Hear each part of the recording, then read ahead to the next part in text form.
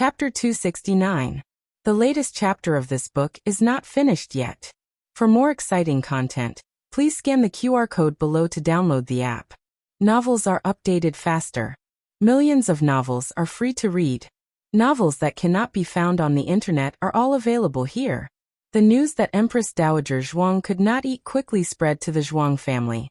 Imperial tutor Zhuang was worried that the Empress Dowager's body was not in good condition, and quickly asked the imperial physician to check her pulse. However, the Empress Dowager's pulse was not much of a problem. The imperial physician guessed that it was a heart disease. Maybe, the Empress Dowager has been away from the palace for too long, and is not used to returning suddenly. Imperial tutor Zhuang said coldly. She has lived in the palace all her life. She would not be used to it if she went out. She had returned home. What was there to not be used to? Maybe we can let her family accompany her more. The imperial physician suggested. Imperial tutor Zhuang thought that this was feasible and sent Zhuang Yueshi and Zhuang Mengdai to the palace that night. When Empress Dowager Zhuang saw Zhuang Mengdai, she did not feel much relief. However, when she saw Zhuang Yueshi behind Zhuang Mengdai, her expression suddenly froze. Zhuang Yueshi's clothes were still her gorgeous dress from before, but there was a red peony on the left side of her face. This was the most popular makeup in the capital. Since the court case, the girls in the capital began to put cinnabar on their faces. At first, Zhuang Yueshi did not like this kind of rustic makeup. However, that day, the Empress Dowager touched her left face and said that something was missing. She guessed that it was the current cinnabar makeup that was missing. Thus, she put it on before the Empress Dowager. It seemed that the effect was good. The Empress Dowager really liked it. Empress Dowager Zhuang waved at Zhuang Yueshi. Zhuang Yueshi obediently sat down beside the Empress Dowager.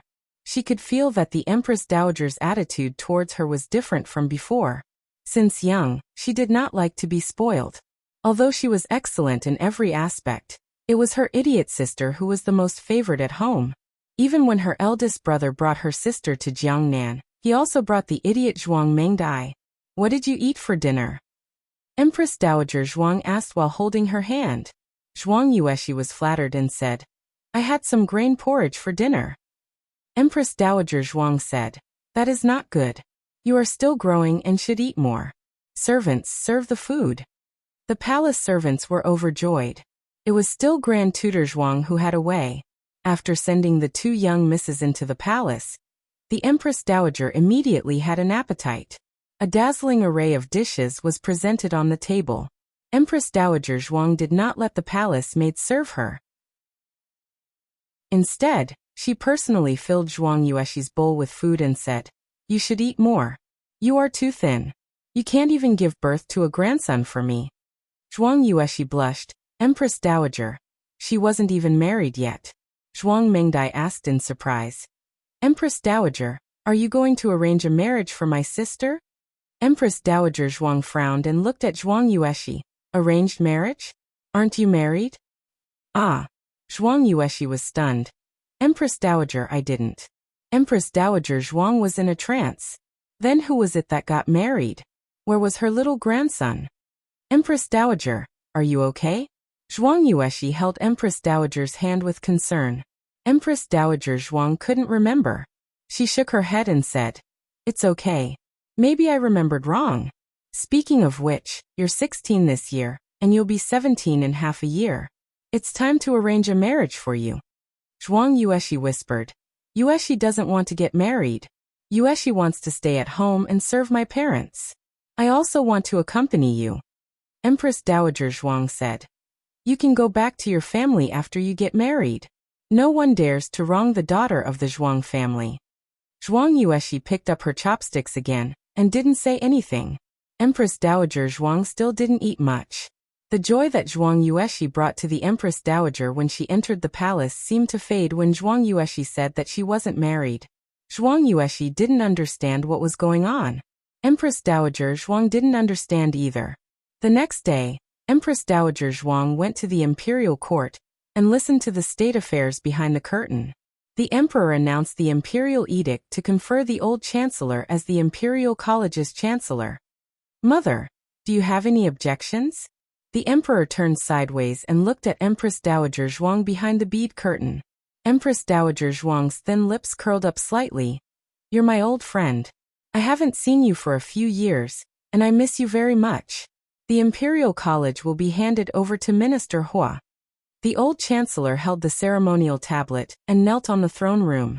It was only a dozen steps, but it seemed to be a distance of thousands of rivers and mountains. "Long live the emperor! Long live the Empress Dowager!" Empress Dowager Zhuang smiled faintly. "I also have an imperial edict to announce. Here it comes." The emperor clenched his fingers. "Neither too fast nor too slow," Empress Dowager Zhuang said.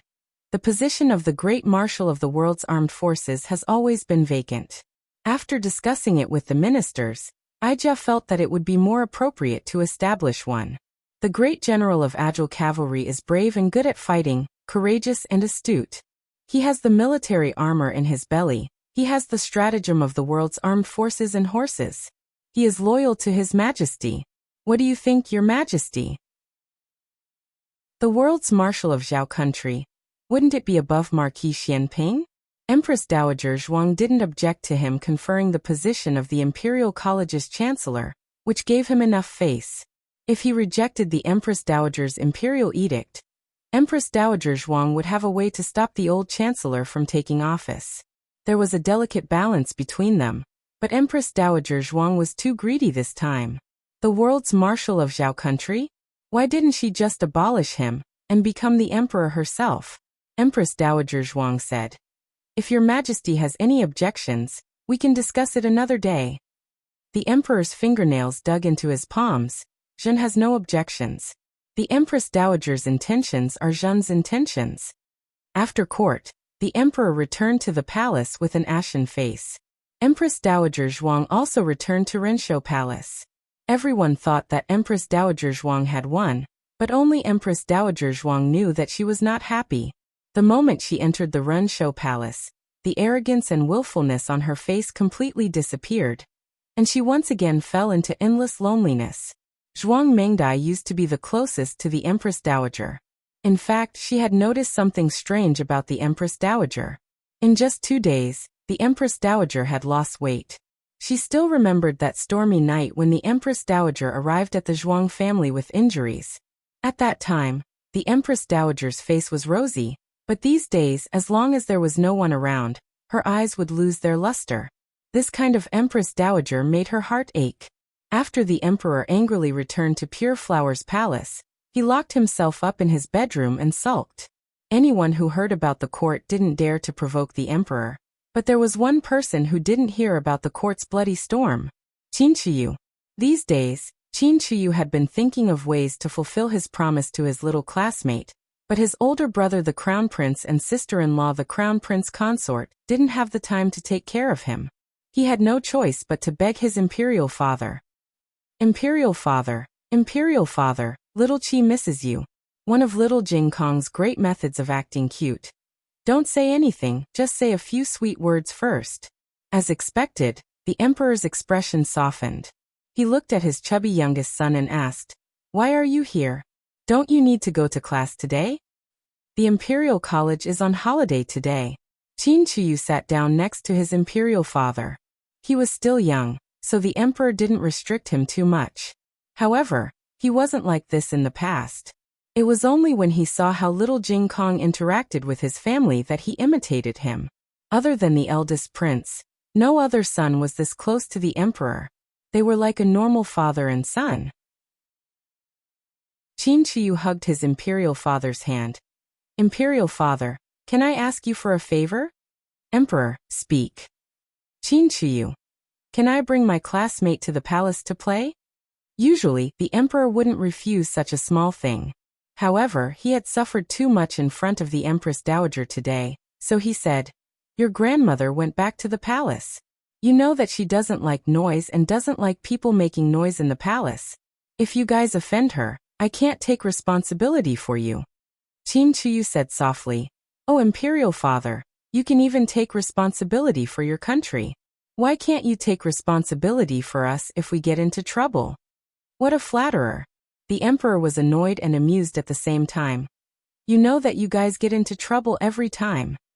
Qin Shiyu hugged his imperial father's arm and said coquettishly, "Please, imperial father, little Qi loves you." The emperor felt goosebumps all over his body. "You're already 8 years old. Do you really think you're 4 years old?" The emperor would never agree. At this point, he couldn't let the Empress Dowager have any evidence against him. Qin Shiyu didn't understand these schemes. He only knew that he had promised his friend, so he had to do it. He clung to the emperor like a long tail. When the emperor went to the imperial study, he went to the imperial study. When the emperor went to the imperial garden, he also went to the imperial garden. In the end, the emperor went to the outhouse. Qin Shiyu quickly followed behind her. Once the emperor made up his mind, he couldn't change it. Qin Shiyu tried his best but still couldn't make his father change his mind. "Let's go back. We have to wake up early for school tomorrow." Qin Shiyu walked forward listlessly. At this moment, he happened to be next to the imperial liquid pool. He didn't notice and slipped, falling into the pool. The emperor quickly tried to catch him. However, Qin Shiyu only fell on the edge of the pool. The emperor missed him and fell into the pool. "Qin Shiyu. He didn't do it on purpose." Eunuch Wei was shocked. "Your Majesty." Although the emperor was saved quickly, he choked on a lot of water and was shocked. He started to feel unwell at night. First he had a high fever, night sweats, coughs, and then he felt dizzy and nauseous. Eunuch Wei went to find Imperial Dr. Liang, but he was told that Imperial Dr. Liang was out of the city. "Zhang, Imperial Dr. Zhang," the emperor said with difficulty. Eunuch Wei sent someone to the Zhang family, but Imperial Dr. Zhang wasn't home either. All of this was too much of a coincidence. Eunuch Wei said, "Your Majesty, why don't we go find Imperial Dr. Li?" The emperor said with a pale face, "Imperial Dr. Li works for the Empress Dowager. Do you think I will trust him?" Eunuch Wei was worried. Then what should we do? How about Imperial Dr. Chen and don't find an imperial doctor?" The emperor's eyes turned cold. "Go to the Miracle Doctor Hall and ask him to come here. Remember, don't be too flamboyant. Go there yourself." Yes. It was already so late. He didn't know if the doctor was at the clinic. Eunuch Wei left the palace and went to the Miracle Doctor Hall. The Miracle Doctor Hall was already closed, but there was a doctor on duty in the Miracle Doctor Hall. If there was an emergency at night, he could ring the bell outside. Eunuch Wei rang the bell. The one who opened the door was Dr. Song. Dr. Song yawned and asked, "Where are you feeling unwell?" Eunuch Wei hurriedly said, "It's not that I'm feeling unwell, it's my master. Is Miss Gu here?" Dr. Song had seen Eunuch Wei before and knew that he was a servant of an official. Moreover, the master and servant seemed to know Gu Jiao. Dr. Song said, "Miss Gu has rested. I'll go with you." "No, it has to be Miss Gu," Eunuch Wei insisted. Dr. Song explained, "Miss Gu is injured. It's so late, she can't go on a house call." "What happened?" It was Xiao Liulang's voice. Dr. Song looked at Xiao Lulang and said, "His master is sick and wants to ask Miss Gu to go on a house call." When Eunuch Wei saw Xiao Lulang, his expression froze. "Xiao Zhuangyuan? Why are you here?" Dr. Song was surprised that the other party actually knew Xiao Lulang, and also knew Gu Jiao. However, he didn't know that they were husband and wife. He said he is Miss Gu's husband. Eunuch Wei was stunned. Xiao Zhuangyuan is actually Miss Gu's husband? Miss Gu is married? Her partner is the new top scholar, Xiao Lulang? When did this happen? Xiao Lulang looked at Eunuch Wei and said, "I know. I'll go and tell her." Eunuch Wei's consciousness returned. He didn't have time to think about the relationship between the two. He bowed and thanked, "Thank you. Thank you, Xiao Zhuangyuan." The movement outside had already woken up Gu Jiao. When Xiao Lulang entered the room, she had already opened her eyes. "Are you going on a house call?" she asked. Xiao Lulang paused and said, "The emperor is sick." Everyone knew that the emperor should find an imperial physician when he was sick. Since he didn't find one, it meant that he had reached a point where he had to find Gu Jiao. "Okay, I'll go." Gu Jiao nodded. If she went, she would be involved in a quarrel. If the emperor couldn't find an imperial physician that he trusted, then there was only one possibility. The Empress Dowager wanted to kill him while he was sick. Xiao Liulong's thoughts turned, but he didn't stop her. He only asked, "Your injury?" "It's just a superficial wound. I'm fine now." It was really fine, at least in her opinion. Xiao Lulang took her outer shirt and said, "I'll go with you." Gu Jiao thought for a moment and nodded. "Okay." The latest chapter of this book is not finished yet. For more exciting content, please scan the QR code below to download the app. Novels are updated faster. Millions of novels are free to read. Novels with content that can't be found on the internet are all available here. https://www.zhbqg.com/89642_896422826/1127282252. HTML Genius memorized the website address in 1 second. www.zhbqg.com Bikuga mobile reading website. Chapter 270. The latest chapter of this book isn't finished yet. For more exciting content, please scan the QR code below to download the app. Novels are updated at a faster rate. Millions of novels are free to read. Novels with a deeper meaning that can't be found online are all available here. The two of them rode Eunuch Wei's carriage to the imperial palace. Eunuch Wei was the head steward of Pure Flower's palace, so no one dared to stop him from inspecting his carriage. The group smoothly entered the palace. Strictly speaking, Pure Flower's palace didn't belong to the imperial harem. Men outside could enter, but Eunuch Wei had to inform the emperor that they weren't summoned. However, by the time he went to inform the emperor was already close to losing consciousness. His condition was very bad. His face was swollen and he had difficulty breathing. It was as if he wouldn't be able to breathe at any moment. "Your Majesty." Eunuch Wei couldn't care less.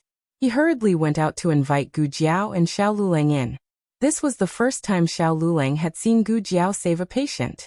The scene at Jadewater Alley when she operated on Gu Qinglin was too bloody, so Gu Jiao closed the door and didn't allow Xiao Lulang to enter. Gu Jiao carried her medical kit to the bright yellow dragon bed. Her expression was calm and unhurried. "Light the lamps. Quickly light the lamps," Eunuch Wei hurriedly instructed. All the candles were lit, and the oil lamps were adjusted to the brightest. The dim bedchamber was suddenly brightly lit. Gu Jiao was dressed in green. Her slender figure stood in the vast and spacious hall.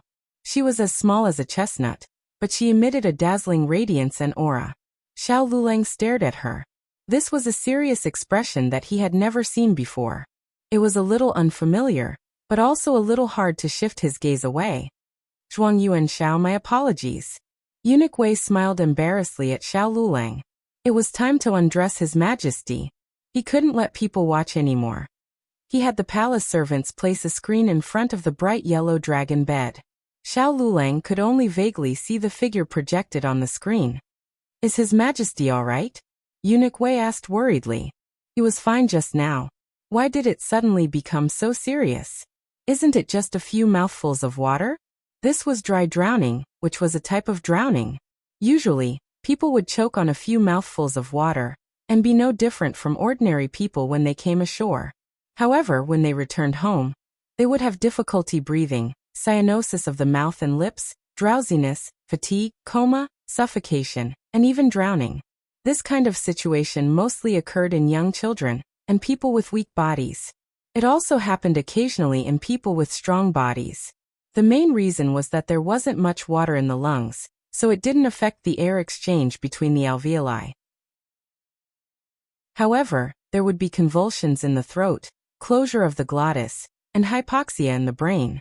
Gu Jiao stepped onto the dragon bed, took off His Majesty's sleeping clothes, and knelt beside His Majesty. She cleaned up the residue in His Majesty's mouth and nose, and then performed chest compressions for His Majesty. After doing this, she opened the small medicine box and found a portable bottle of pure oxygen inside. There are more and more things other than medicine. Gu Jiao put the oxygen mask on the emperor. The emperor slowly opened his eyes after a short while. His blurry vision slowly became clearer. The moment he saw that it was Gu Jiao, the emperor's heart calmed down. He opened his mouth. "Miss Gu." Gu Jiao held his oxygen mask, Don't talk first. Take some oxygen. His hypoxia was very serious. She didn't know if it had caused cerebral edema. Without the precision detection of instruments, she could only judge by observation. She had to observe him for a night, and judge if he had passed the danger tomorrow morning. Hearing this, the emperor could only nod slightly.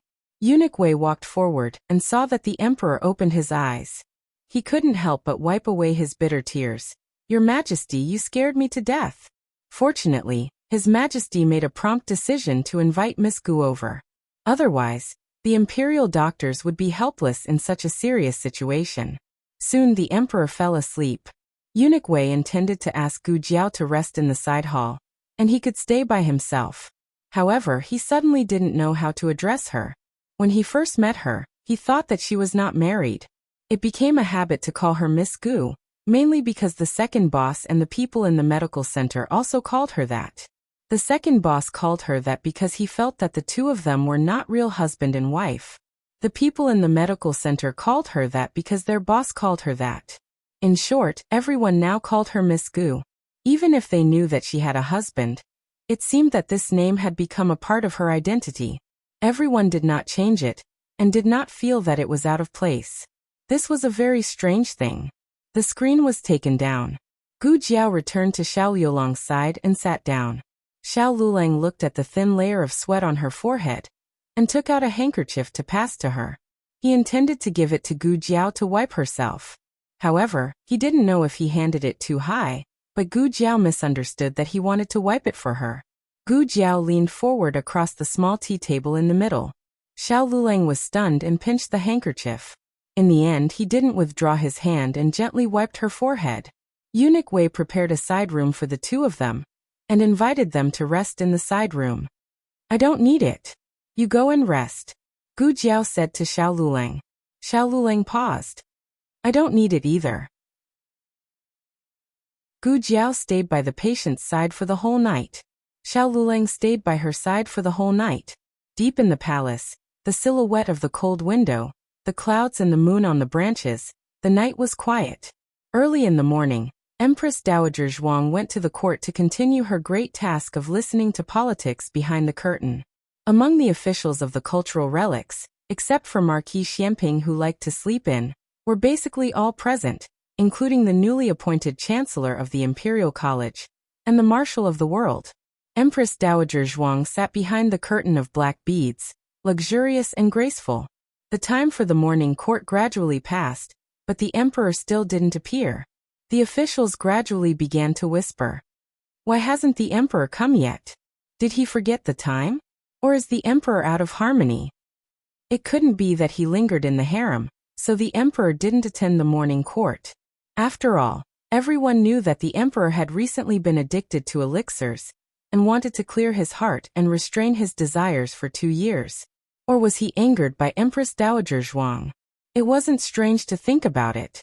On the first day Empress Dowager Zhuang returned to the court, she conferred the title of Marshal of the World, and forcibly took away the military power that should have belonged to Marquis Xianping. It would be strange if the emperor didn't fall ill from anger. But the more the emperor acted like this, the more the courtiers felt the power of Empress Dowager Zhuang, and unconsciously surrendered to her. Just as the courtiers' emotions were complicated, Eunuch Wei's voice sounded outside the throne room. The emperor has arrived. The civil and military officials knelt on both sides of the room with their ceremonial tablets. The emperor strode through the center of the hall with his head held high, and came to the top of the stairs.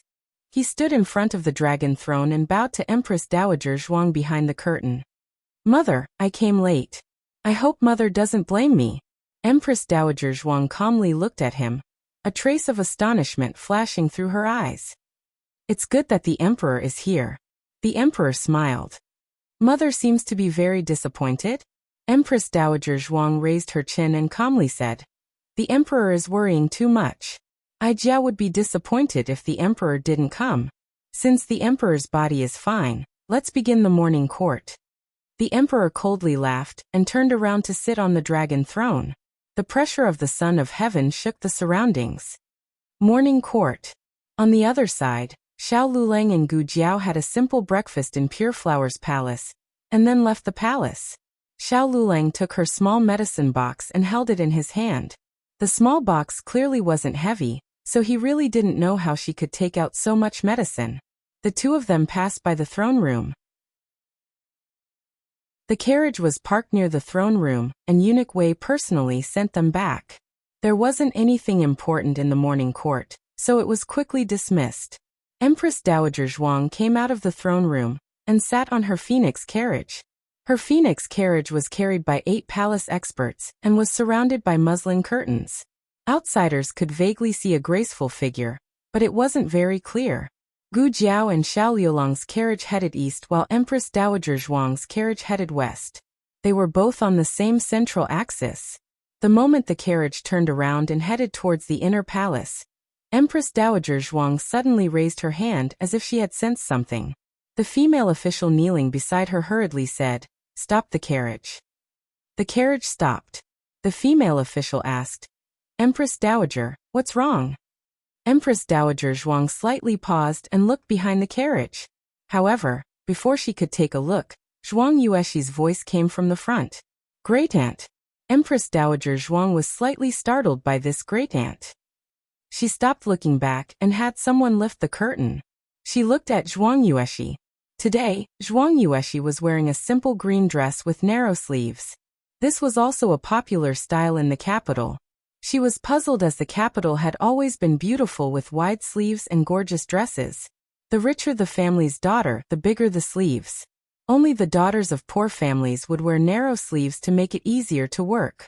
Last time, Empress Dowager Zhuang liked the trendy cinnabar makeup and wondered if Empress Dowager Zhuang would also like trendy dresses. In the end, she made the right bet. Empress Dowager Zhuang liked it very much. Empress Dowager Zhuang's eyes were gentle as she said to her, "Come up." Zhuang Yuexi was overjoyed. Could she sit on Empress Dowager Zhuang's phoenix carriage? Empress Dowager Zhuang's phoenix carriage was something that even the princess had never sat on before. Zhuang Yuexi was flattered and sat on it. The floor of the phoenix carriage was covered with a soft velvet carpet, which was said to be made of the best snow fox fur. It was as if one was stepping on clouds and had a sense of supreme glory. This was much more magnificent than a carriage and sedan. Zhuang Yuexi sat beside Empress Dowager Zhuang.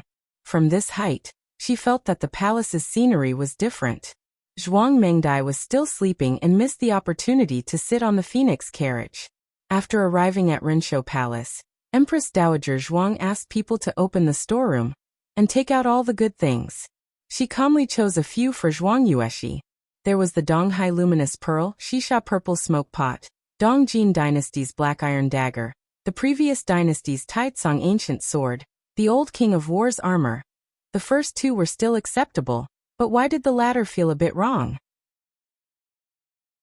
What dagger, ancient sword, armor, were they for a girl? A talented girl like her actually liked famous calligraphy and paintings more.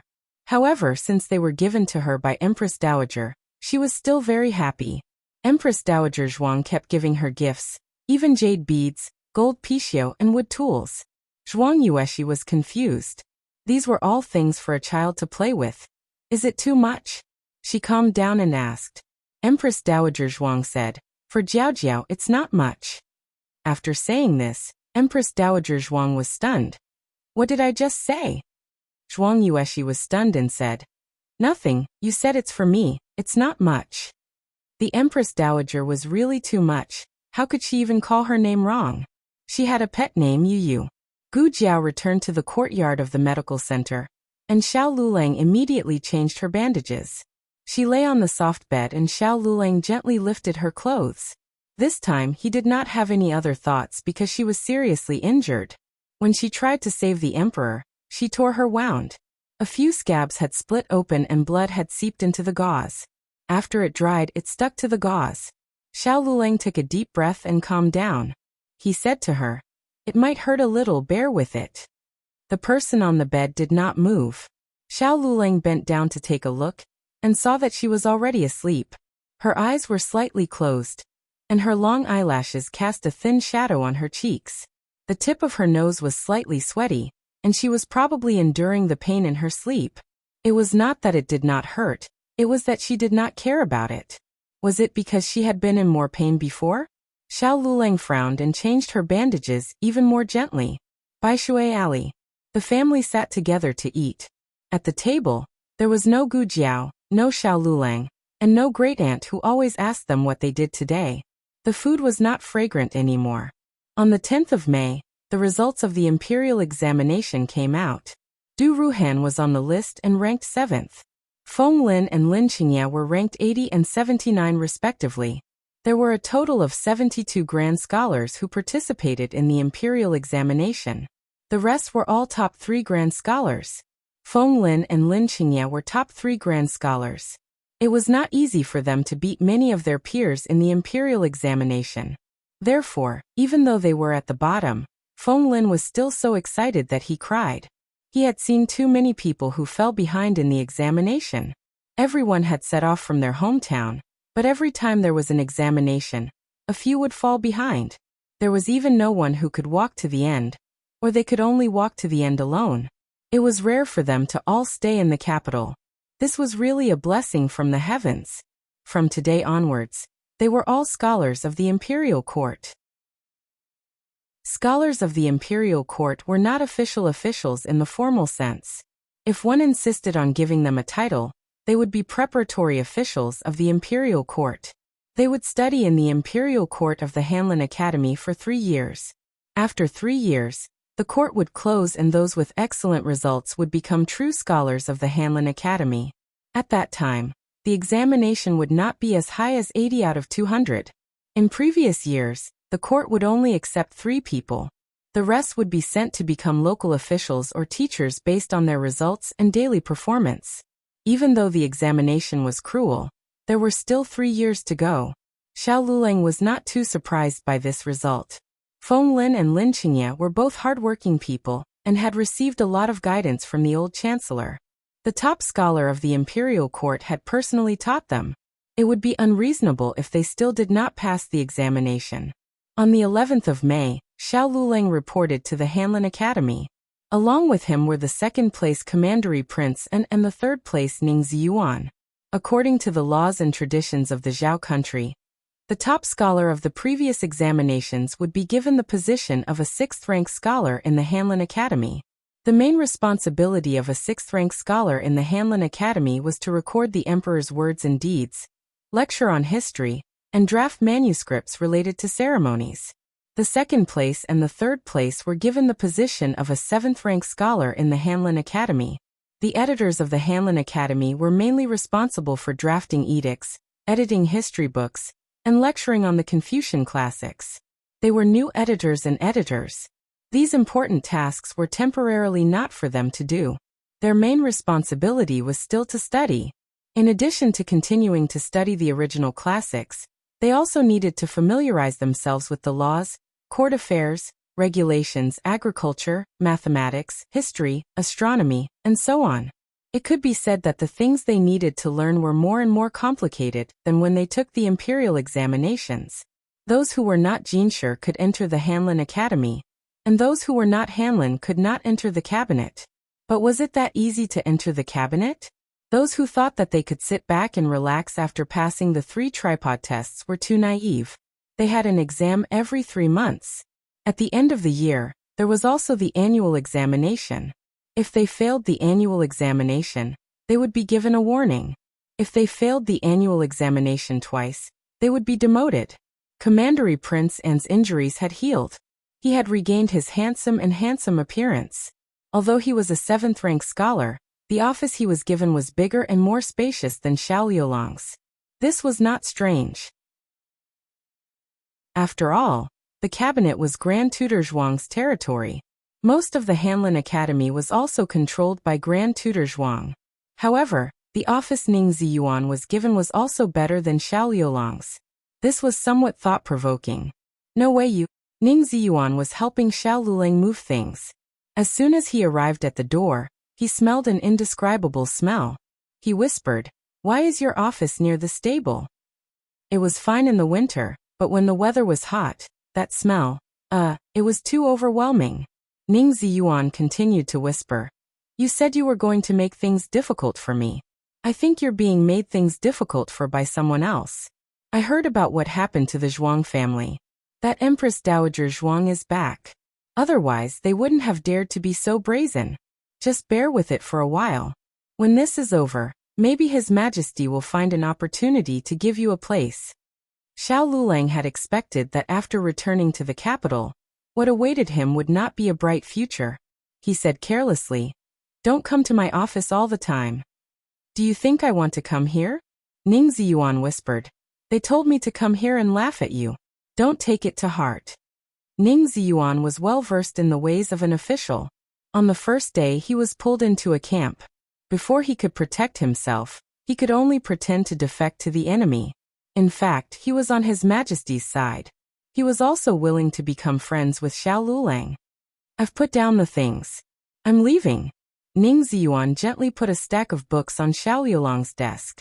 He walked to the door, hesitated for a moment, then turned back and picked up a few books. "Sorry, brother."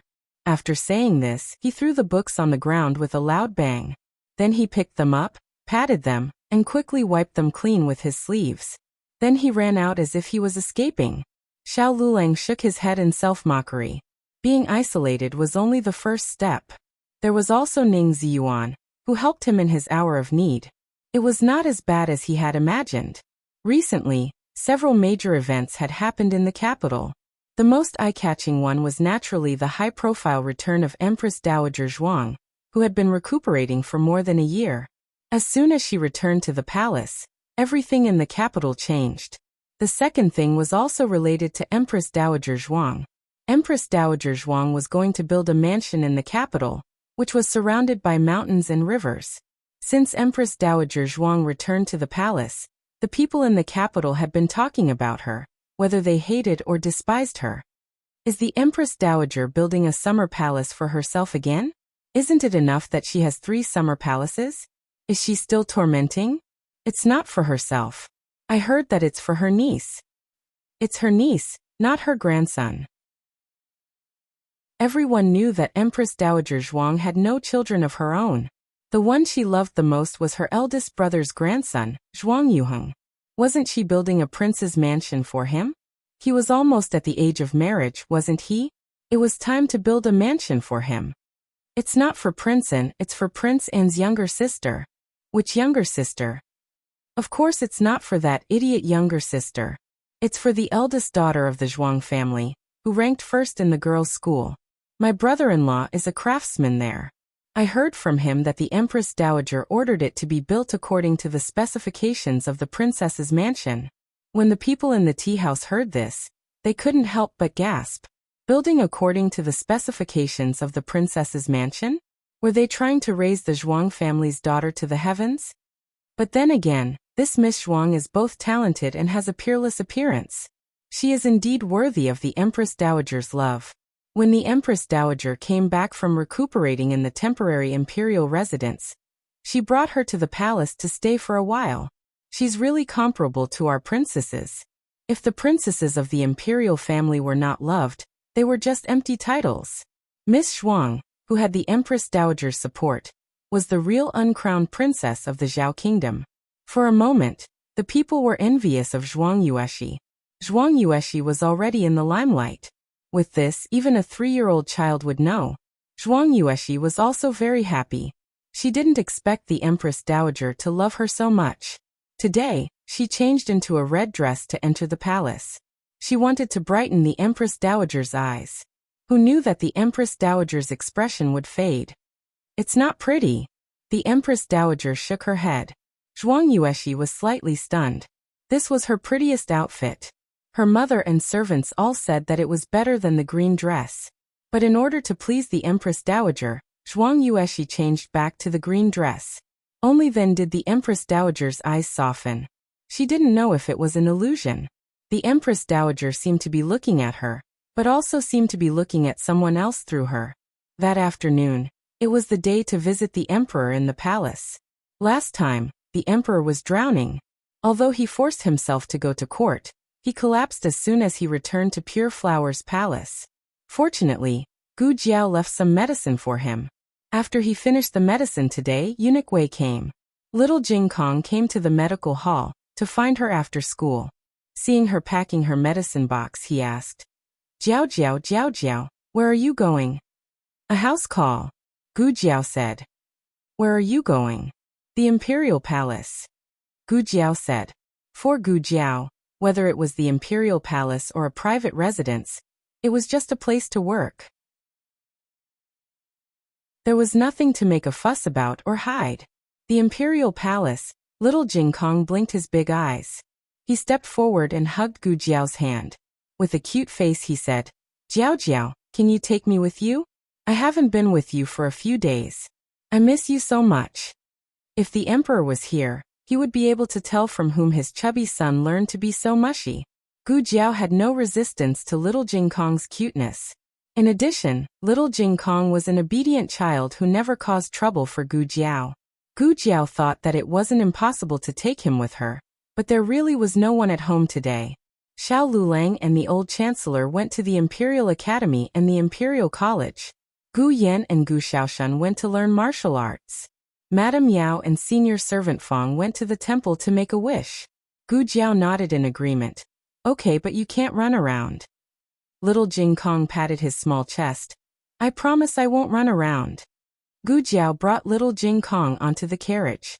When he saw the little Jing Kong, Eunuch Wei's eyelids twitched. Why did this little ancestor also come? Hello, Eunuch Wei. Little Jing Kong greeted him politely. Eunuch Wei smiled embarrassedly. Okay. Nothing should happen, right? In the past, the three of them always fooled around together. Today, His Highness the Seventh Prince wasn't in the palace, and Minister Su's son wasn't there either. As a little child, he shouldn't be able to cause any trouble. Moreover, no matter how he looked at it, this little child was the most obedient of the three. The pasting of walls and gang fighting were definitely done by His Highness the Seventh Prince and young Master Su. Little Jing Kong was very obedient along the way.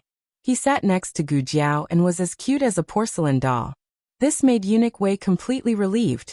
After entering Pure Flower's palace, Eunuch Wei led Gu Jiao to the Emperor's follow-up examination, and left the little fellow to play in the small garden. He brought some snacks and fruits for him, and also arranged for a gentle-looking palace maid to watch over him. Once Eunuch Wei and Gu Jiao left, the little fellow immediately cheated. Big sister palace maid, let's play hide and seek, he said cutely. Then he disappeared. Nyo Hulu little Jing Kong smiled mischievously and slipped out of Pure Flower's palace. He wanted to find his great-aunt. The Imperial Palace was so big that he actually didn't know where his great-aunt lived. However, he had asked Little Chi before and found out that the Empress Dowager lived in the inner palace. He just had to pass through the Imperial Garden. He promised Jiao Jiao that he wouldn't run around, so he really didn't run. He just hopped and hopped. He hopped into the Imperial Garden and saw a familiar figure. Jiao Jiao? You're also here? He hopped over and hugged the other person's leg. The other person was shocked and pushed him away. Little Jing Kong fell on the grass. It didn't hurt, but he was confused.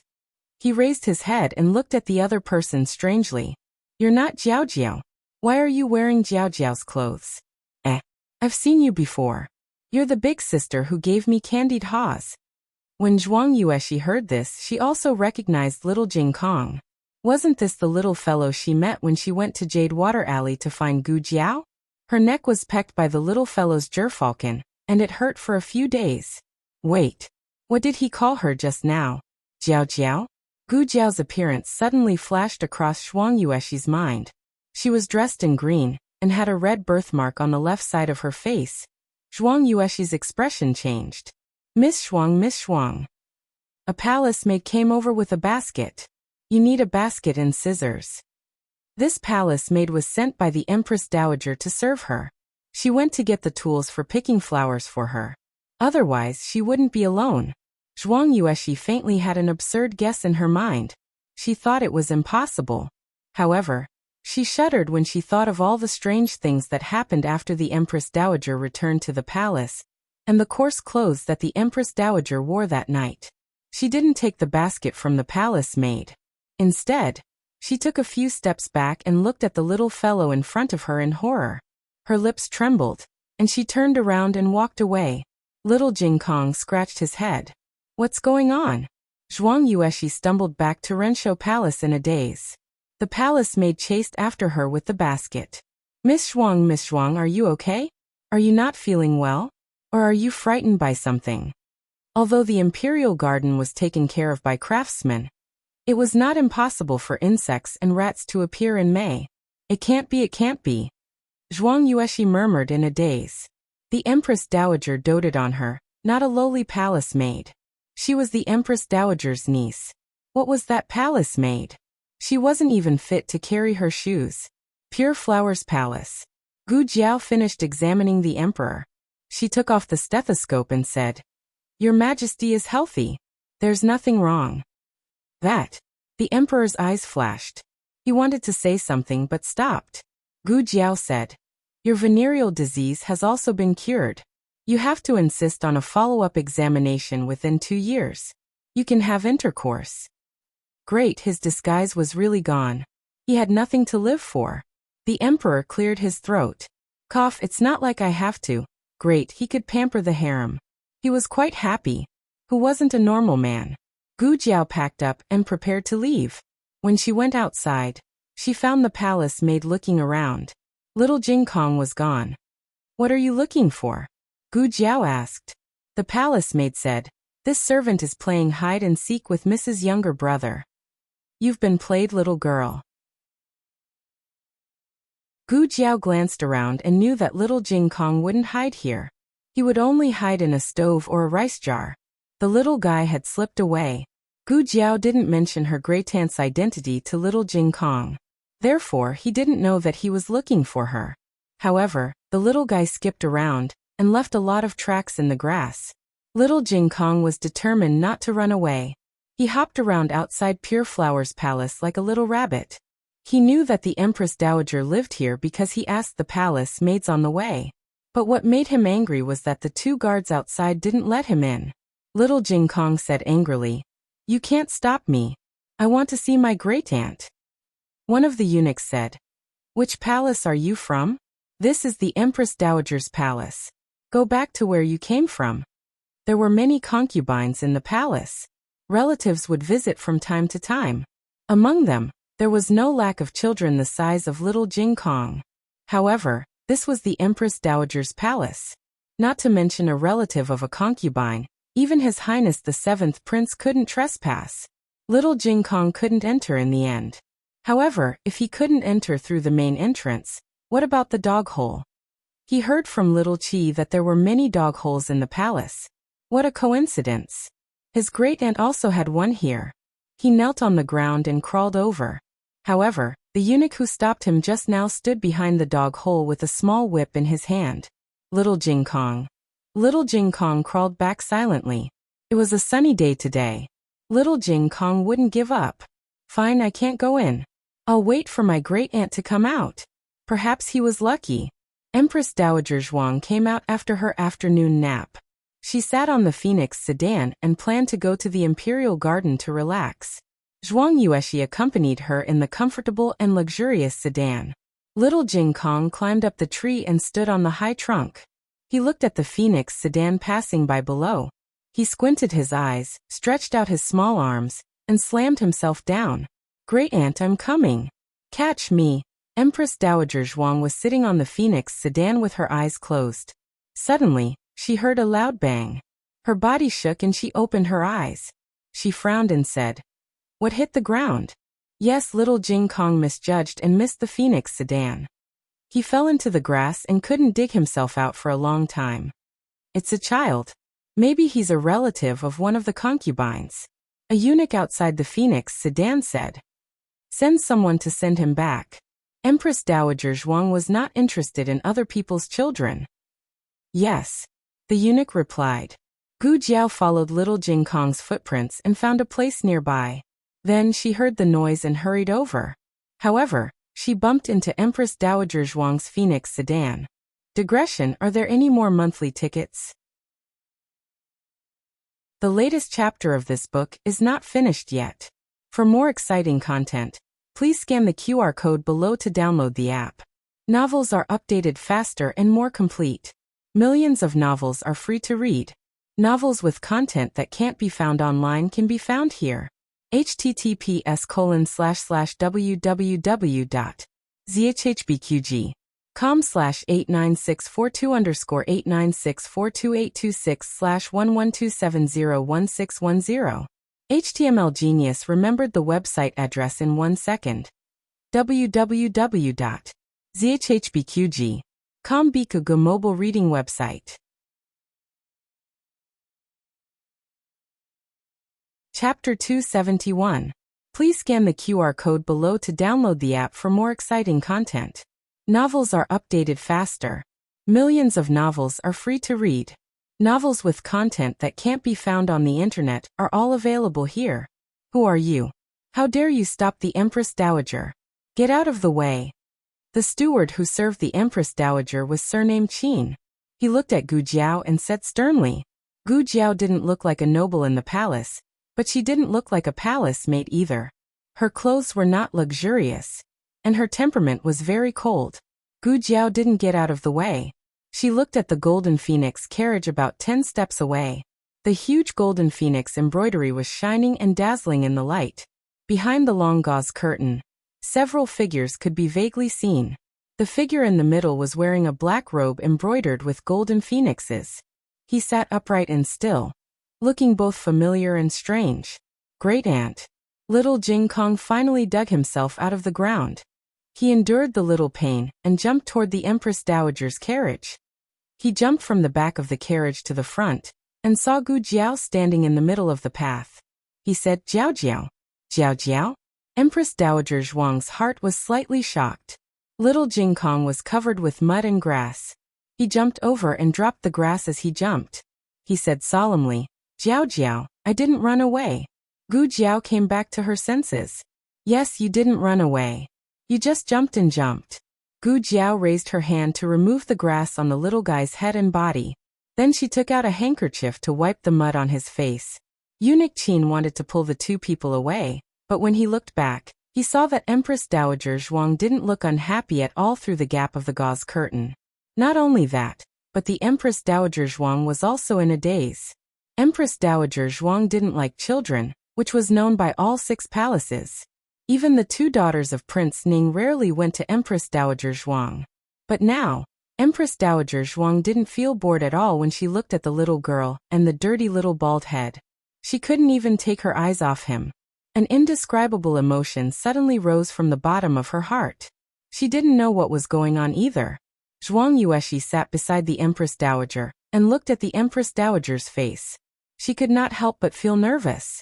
When Gu Jiao was almost done, little Jing Kong tilted his head and looked at the Phoenix sedan. He thought for a while and called out, Great Aunt. Eunuch Qin's expression changed. He strode forward and said, How dare you? Who's your great aunt? Little Jing Kong pointed at her and said seriously, She is. Eunuch Qin's temples throbbed. That's the Empress Dowager. Yes, great aunt. Little Jing Kong looked at the Phoenix sedan and asked in confusion, Great Aunt, why did you come here to be the Empress Dowager? Aren't you coming back with us? Empress Dowager Zhuang was suddenly stumped by the question.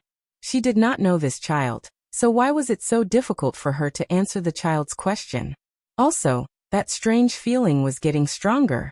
She was the Empress Dowager, but when she looked at the 2 children, her heart was suddenly in a mess. She lifted the curtain and wanted to take a closer look at them. Your Majesty! Your Majesty! Something big has happened. Eunuch Wei rushed into Pure Flower's palace in a hurry. The emperor glanced at him. Why are you in such a hurry? Eunuch Wei exclaimed. Miss Gu and her younger brother have been stopped by the Empress Dowager. What? The emperor stood up and strode out. Imperial Mother! Just as Empress Dowager Zhuang lifted the curtain, the emperor rushed over, panting. He stood in front of Gu Jiao and little Jing Kong and said breathlessly to Empress Dowager Zhuang, These 2 are guests that we have invited into the palace. If they have offended Imperial Mother in any way, I hope Imperial Mother will be magnanimous enough to forgive them. Hearing that they were the emperor's people, Empress Dowager Zhuang lost interest. Her gaze turned cold and she lowered the curtain. She said indifferently, Since they are the emperor's people, then the emperor will take them away. She had no intention of punishing them, but who would believe her? In everyone's eyes, she was that vicious, merciless, and scrupulous demon empress who had no regard for human life. Empress Dowager Zhuang did not explain. "See you off, Imperial Mother," the emperor said.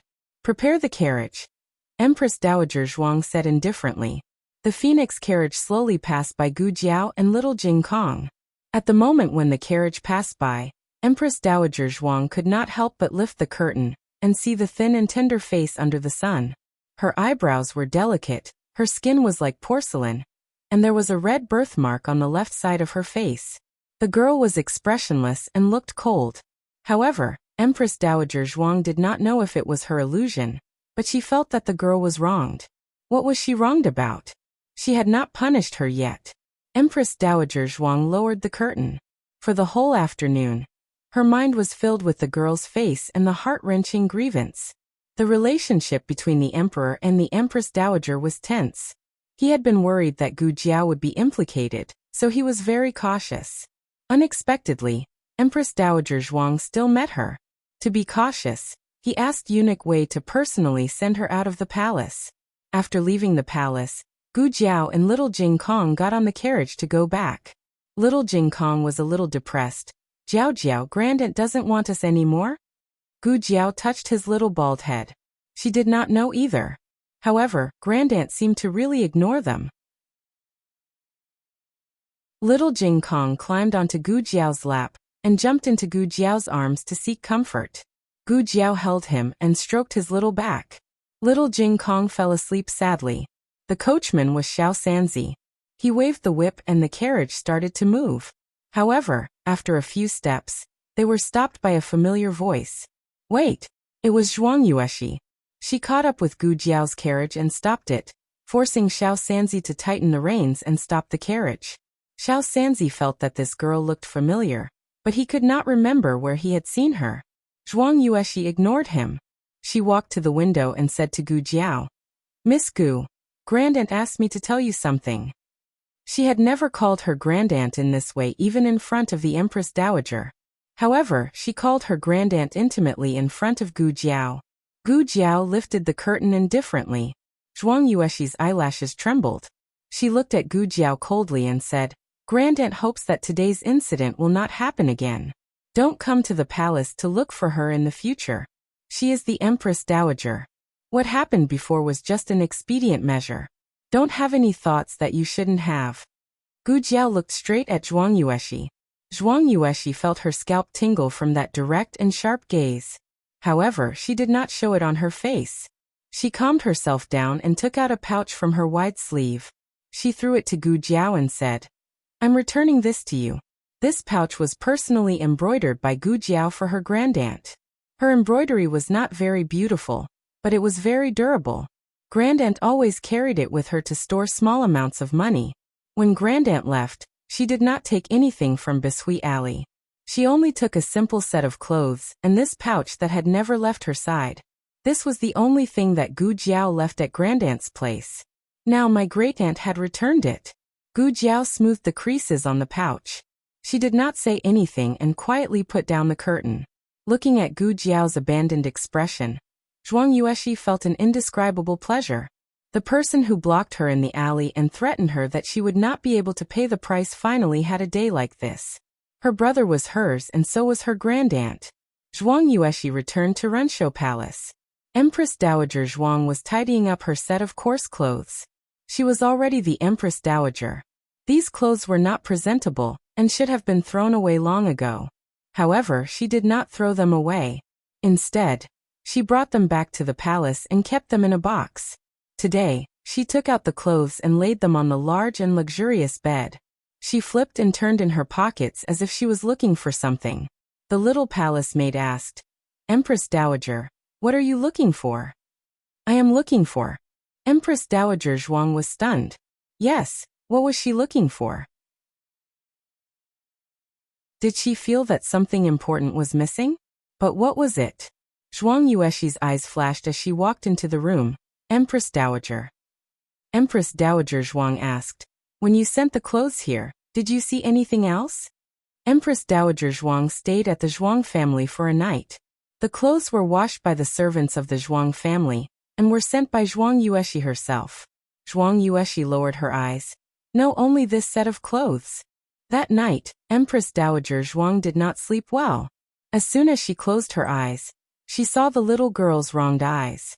She tossed and turned for most of the night and finally fell asleep. However, she dreamed of the little monk again. The little monk tearfully questioned her. "Grandaunt, why did you come here to be the Empress Dowager? Aren't you going back with us? Aren't you going back with us? You are our grandaunt." The next morning, through the thick bead curtain, the courtiers felt the Empress Dowager Zhuang's aura of "Don't provoke me or I will kill your whole family." The courtiers were all silent and did not dare to breathe loudly. After the court, Empress Dowager Zhuang called Grand Tutor Zhuang aside. In the corridor outside the side hall, Grand Tutor Zhuang bowed to Empress Dowager Zhuang. "Empress Dowager. Empress Dowager Zhuang, I have something to ask you." "Grand Tutor Zhuang, please ask." "Empress Dowager Zhuang, who was I with when I was missing for more than a year?" Grand Tutor Zhuang was surprised. "Why did you suddenly ask this?" Empress Dowager Zhuang said indifferently. "You only need to answer my question." "Yes." Grand Tutor Zhuang cupped his hands and said. After the Empress Dowager escaped from Leprosy Mountain, she wandered among the common people and moved to a small village. She was found by His Majesty's people and was temporarily put under house arrest. Empress Dowager Zhuang impatiently said, "I'm asking, who are they?" Grand Tutor Zhuang said seriously, "The new top scorer Xiao Lulang." "Xiao Lu Lang?" Empress Dowager Zhuang frowned. This name was very familiar, but she could not remember where she had heard it. However, if she had lived in his house, it seemed to make sense. Grand Tutor Zhuang continued. "Xiao Lulang is His Majesty's person, and has been in contact with His Majesty since he was in the village. Later he went to the capital to take the exam. On the surface it was to take the exam, but in reality, it was to deceive people and bring the Empress Dowager into the capital. In fact, had already found the Empress Dowager's whereabouts in the county, and had even gone to meet her. Unfortunately, the Empress Dowager did not know at that time and even injured him. Did not dare to act rashly, and could only return to the capital to discuss countermeasures with me. I could only contact my subordinates and force His Majesty to reopen the Imperial College."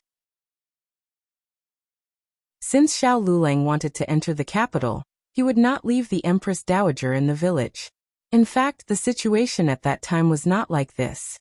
They were clearly using Xiao Lulang, but when Grand Tutor Zhuang thought about it, he felt that Xiao Lulang had premeditated. If Grand Tutor Zhuang was lying to deceive Empress Dowager Zhuang, Empress Dowager Zhuang might have seen through it. However, he really felt that way. Empress Dowager Zhuang withdrew her gaze from his face and said, "There are more people in the family. Did no one suspect?" Grand Tutor Zhuang said, "Xiao Lulang was originally a poor kid from outside. He declared to the outside world that the Empress Dowager was his great-aunt. Since no one in the family came to seek refuge with him, no one suspected anything. The Empress Dowager suddenly asked about them. Was it because they came to find the Empress Dowager?" Zhuang Yueshi had already sent a letter to Grand Tutor Zhuang about what happened in the palace yesterday. Of course, she did not mention that she went to find Gu Jiao. She only told him about the encounter in the Imperial Garden. Grand Tutor Zhuang said, "They drugged the Empress Dowager and made her lose her memory.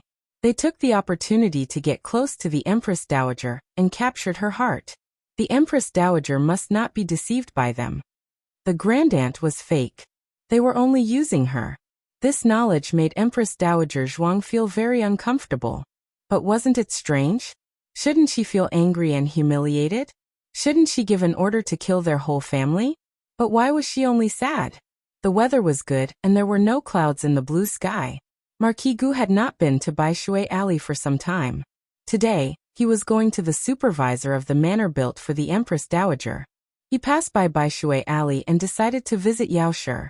When he reached the gate of the courtyard, he met Gu Jiao, who was carrying little Jing Kong back. Little Jing Kong was asleep in Gu Jiao's arms. There were still tears on his eyelashes. Gu Jiao's expression was even colder than usual. Marquis Gu had not seen this unfilial daughter for some time.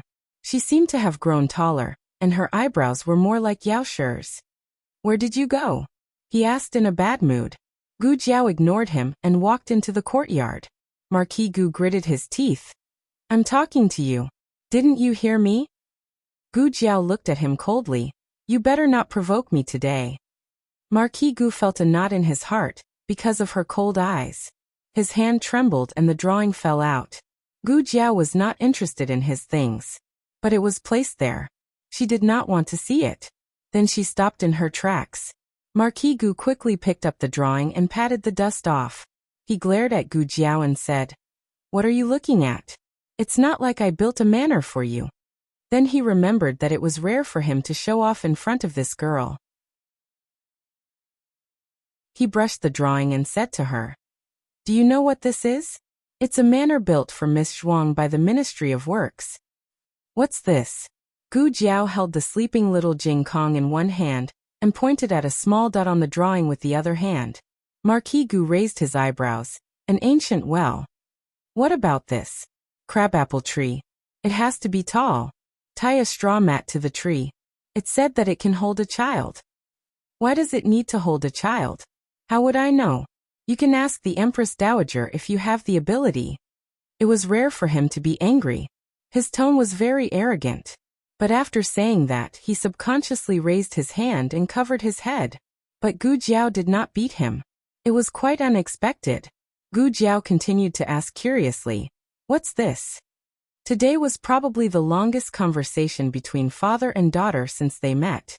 They had said so many words, but this girl still did not beat him. Is this girl finally becoming filial? Life was so good. This is bamboo, this is a doghouse, this is a chicken coop, there is a bird cage, this is a vegetable field, this is the east room, this is the west room. Marquis Gu's eyebrows danced as he spoke. However, as he spoke, he sensed that something was wrong. He looked at the drawing and then at the yard in front of him. What was going on? Wasn't this the manor?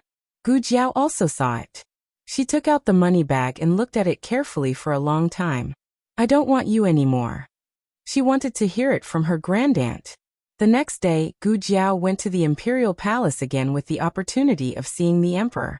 This time it was her turn to disappear. She went to the room and disappeared. There were guards in the imperial palace, but it was not too difficult for her to escape. She went to the imperial garden. Maybe it was the good weather, or maybe Empress Dowager Zhuang did not want to stay in Renshou Palace. In short, she often sat alone in the garden in a daze recently. When Gu Jiao came, she was in a daze in front of a potted crabapple. "Who is it?" Eunuch Qin saw the shadow on the ground and looked back at Gu Jiao. He said vigilantly, "It's you again." Empress Dowager Zhuang heard this and also turned her head. At first sight of Gu Jiao, Empress Dowager Zhuang's mood actually jumped for a moment. But the next second, she thought of something and her heart became cold again. "What are you doing here?" Empress Dowager Zhuang asked in a low voice. Gu Jiao said, "I came to find my grandaunt." Empress Dowager Zhuang said lightly, "There is no grandaunt here." "There is," Gu Jiao said with a trace of grievance. Empress Dowager Zhuang's heart suddenly clenched. She clenched her fingers and said coldly, "Don't play this little game with Aijia. When Aijia killed a bloody path in the harem, you weren't even born yet. These are the leftovers of Aijia. Do you really think Aijia will be fooled by you?" Gu Jiao didn't rush to refute. Instead, she stretched out her hand and spread out her fingers, revealing the purse in her palm. Empress Dowager Zhuang originally didn't know what she had lost. But when she saw the purse, she instantly knew that it was what she had been looking for. Empress Dowager Zhuang's eyes became colder. "Why are Aijia's things in your hands?" Gu Jiao lowered her eyes and said in a very wronged and very obedient manner, "Someone gave it to me and said that you returned it to me. They said that you didn't want me anymore." "How could Aijia not want you? You are Aijia's Jiao Jiao." These words suddenly flashed through Empress Dowager Zhuang's mind. The latest chapter of this book is not finished. For more exciting content, please scan the QR code below to download the app. Novels are updated faster. Millions of novels are free to read. Novels with connotations that can't be found on the internet are all available here. https://www.zhbqg.com/89642_8964226/112674993. HTML genius remembered the website address in 1 second. www.zhbqg.com Bikuga mobile reading website.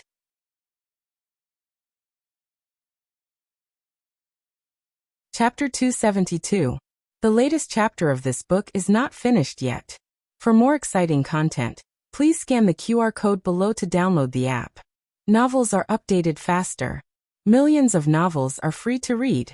Novels with content that cannot be found on the internet are all available here. Even she herself was stunned. She was stunned for a while. She moved her mouth in disbelief, but no sound came out for a long time. Jiao Jiao? The name that came out of her mouth carelessly, did it belong to this little girl? Why did she? Empress Dowager. Zhuang Yuexi's voice suddenly appeared. She saw a familiar little figure standing beside the Empress Dowager from afar. She was suspicious and walked over to take a look. It was indeed Gu Jiao. Her heart skipped a beat. Then she saw the small purse in Gu Jiao's hand and her face changed. She tried to hide her uneasiness and told herself that the Empress Dowager had already forgotten about this girl. Now that the Empress Dowager favored her, this girl's efforts would be in vain. Her thoughts turned and she calmed down. She looked at Gu Jiao and asked with a face full of doubt, "What are you doing here? Is the palace a place where you can come and go as you please?"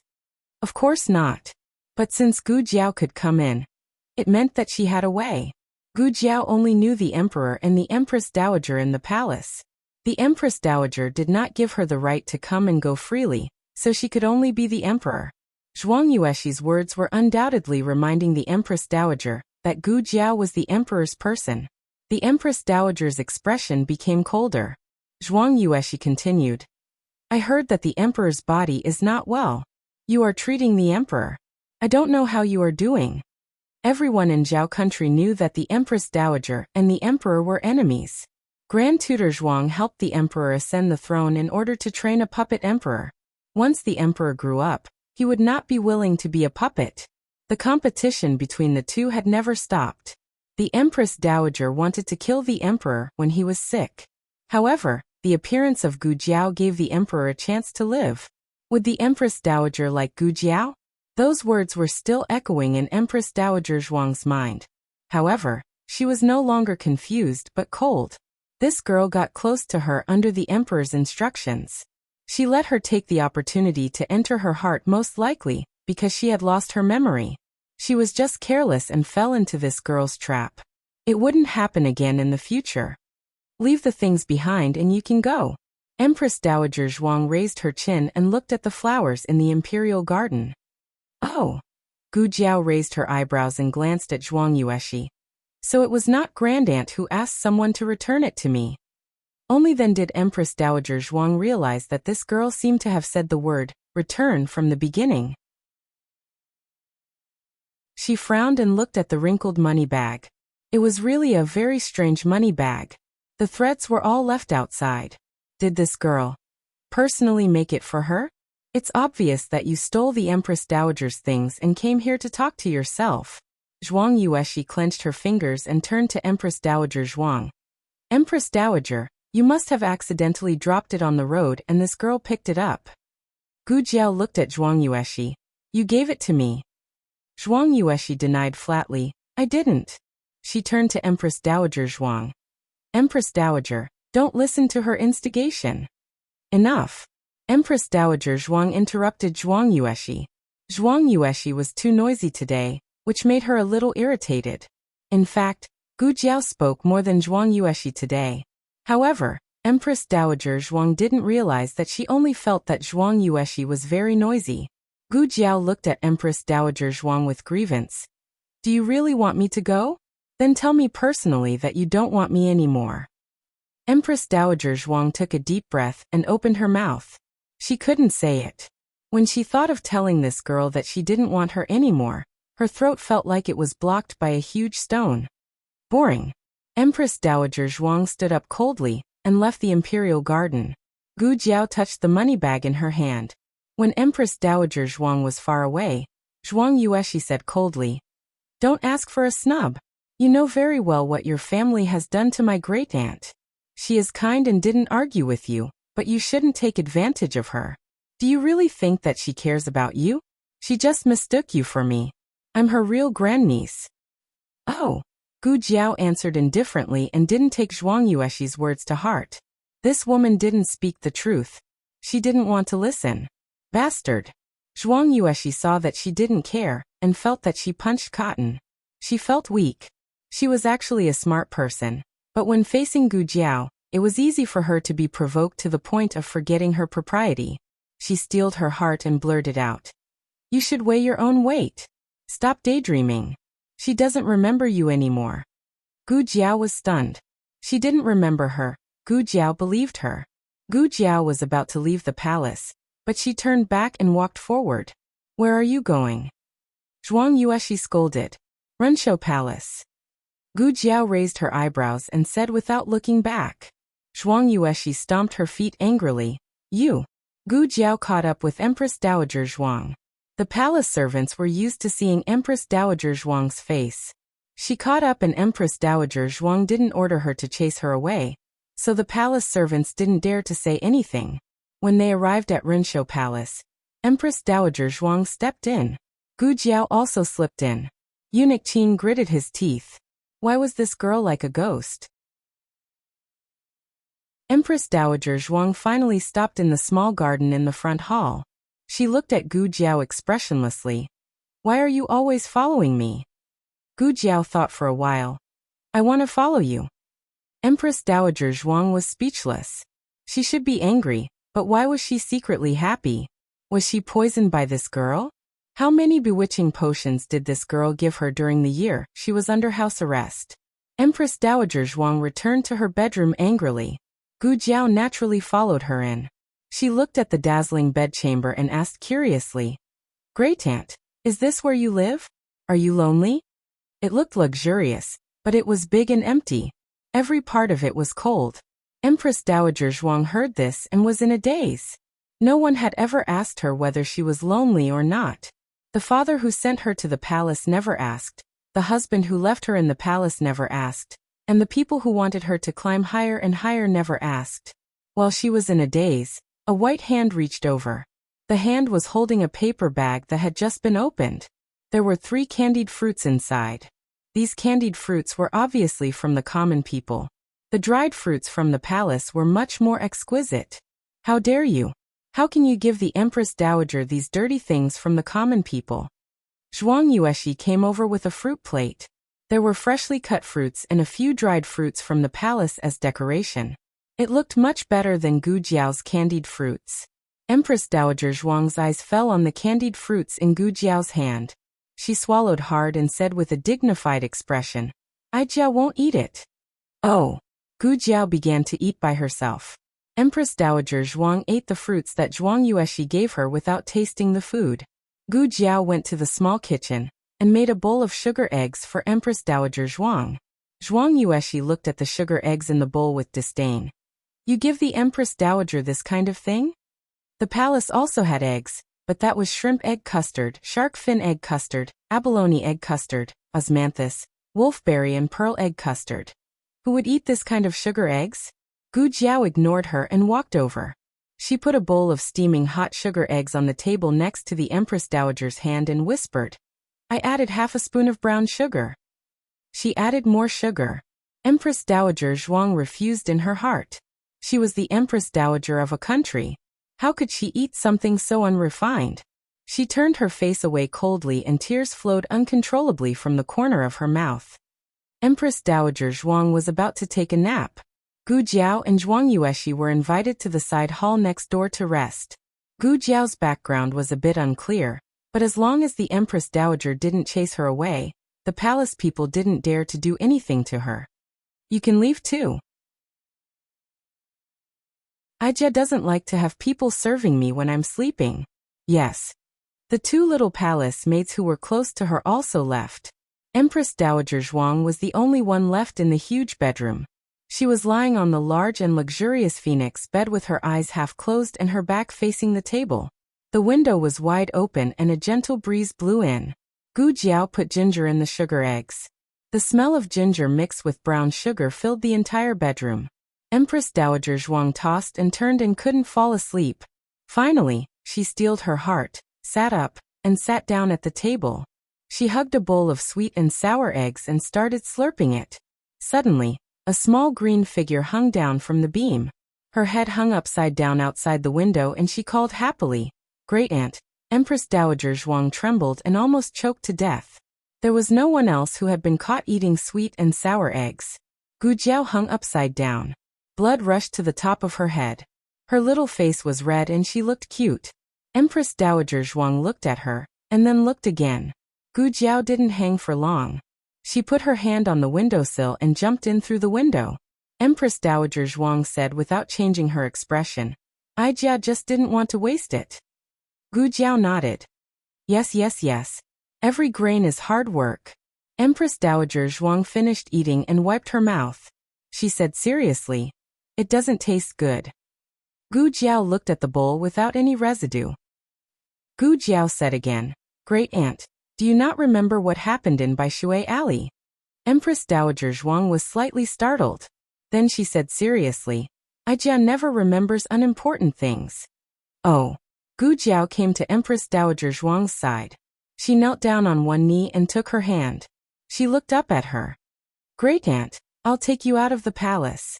Empress Dowager Zhuang said lightly, "What are you doing?" Gu Jiao said, "You're not happy in the palace." Empress Dowager Zhuang thought she would say, "I'll take you out of the palace to help you find your past memories." This girl didn't care whether she would be remembered or not. Was she just thinking about whether she was happy or not? Empress Dowager Zhuang looked away and said coldly, "Who said Jia was not happy? Jia is the most honorable woman in Zhao country. I am the Empress Dowager who has the power to overturn the court. In this world, Jia can get whatever Jia wants." Gu Jiao didn't say anything. She looked at her with heartache. She thought that she would be the most upset if her great-aunt forgot. But in fact, it was her great-aunt. Empress Dowager Zhuang didn't dare to look into Gu Jiao's clear eyes. She looked out the window and said coldly, "Did the emperor send you again? What good to Jia? You're just trying to bewitch Jia again. Jia might as well tell you the truth. Your trick." Before she finished speaking, she felt a warm and soft touch on her palm. She lowered her head and saw that the little girl had opened her hand and was burying her face in her palm. Her cheeks were soft, and there was baby fat that had yet to fade. His eyelashes were long and slender. Every time they fluttered, they swept across her palm and her heart. An hour later, Eunuch Qin came to wake Empress Dowager Zhuang up as usual. Empress Dowager Zhuang had been in the harem for decades. She was very strict with her work and rest. She didn't waste a moment. "Empress Dowager, I'll come in to help you change." After Eunuch Qin finished reporting outside the door, he pushed the door and came in with a stack of gorgeous clothes. But when he came to Empress Dowager Zhuang's phoenix bed and saw the person on the bed, he was shocked. Before he could say the word, he felt two sharp eyes. He quickly turned around and bowed to Empress Dowager Zhuang, who was already dressed neatly. Empress Dowager.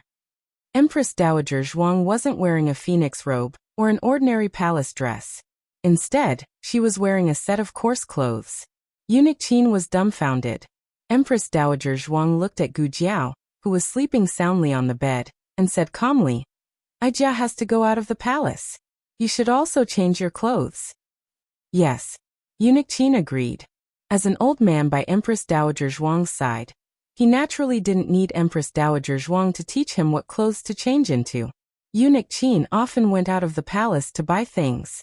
He also had clothes outside the palace. He told Empress Dowager Zhuang to practice calligraphy in the study and not to disturb her. Then he secretly took Empress Dowager Zhuang out of the palace. In the carriage outside the palace, Eunuch Qin asked Empress Dowager Zhuang, "Empress, cough old lady, where are we going now?" Empress Dowager Zhuang looked at the vast sky outside the palace and breathed in the air that didn't belong to her. She murmured, "Clearwater Alley." That girl seemed to have said so. Clearwater Alley was near the Imperial College. It was quite famous, and Eunuch Qin happened to know it. At this time, the night had fallen, and the streets were lit up with lights. This was her peaceful era, but this excitement didn't belong to her.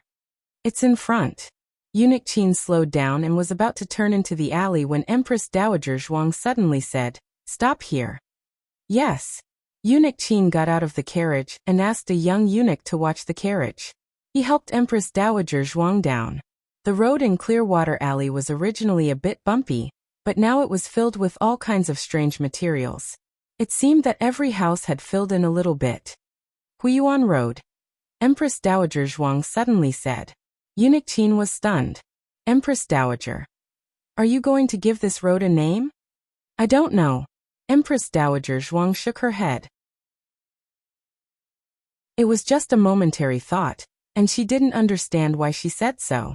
She continued to walk forward, walking very slowly. Suddenly, someone opened the courtyard door and walked out of a house on the right. When she saw her, her eyes lit up. Aunt Hua, I haven't seen you for a few days. You're back from visiting your relatives.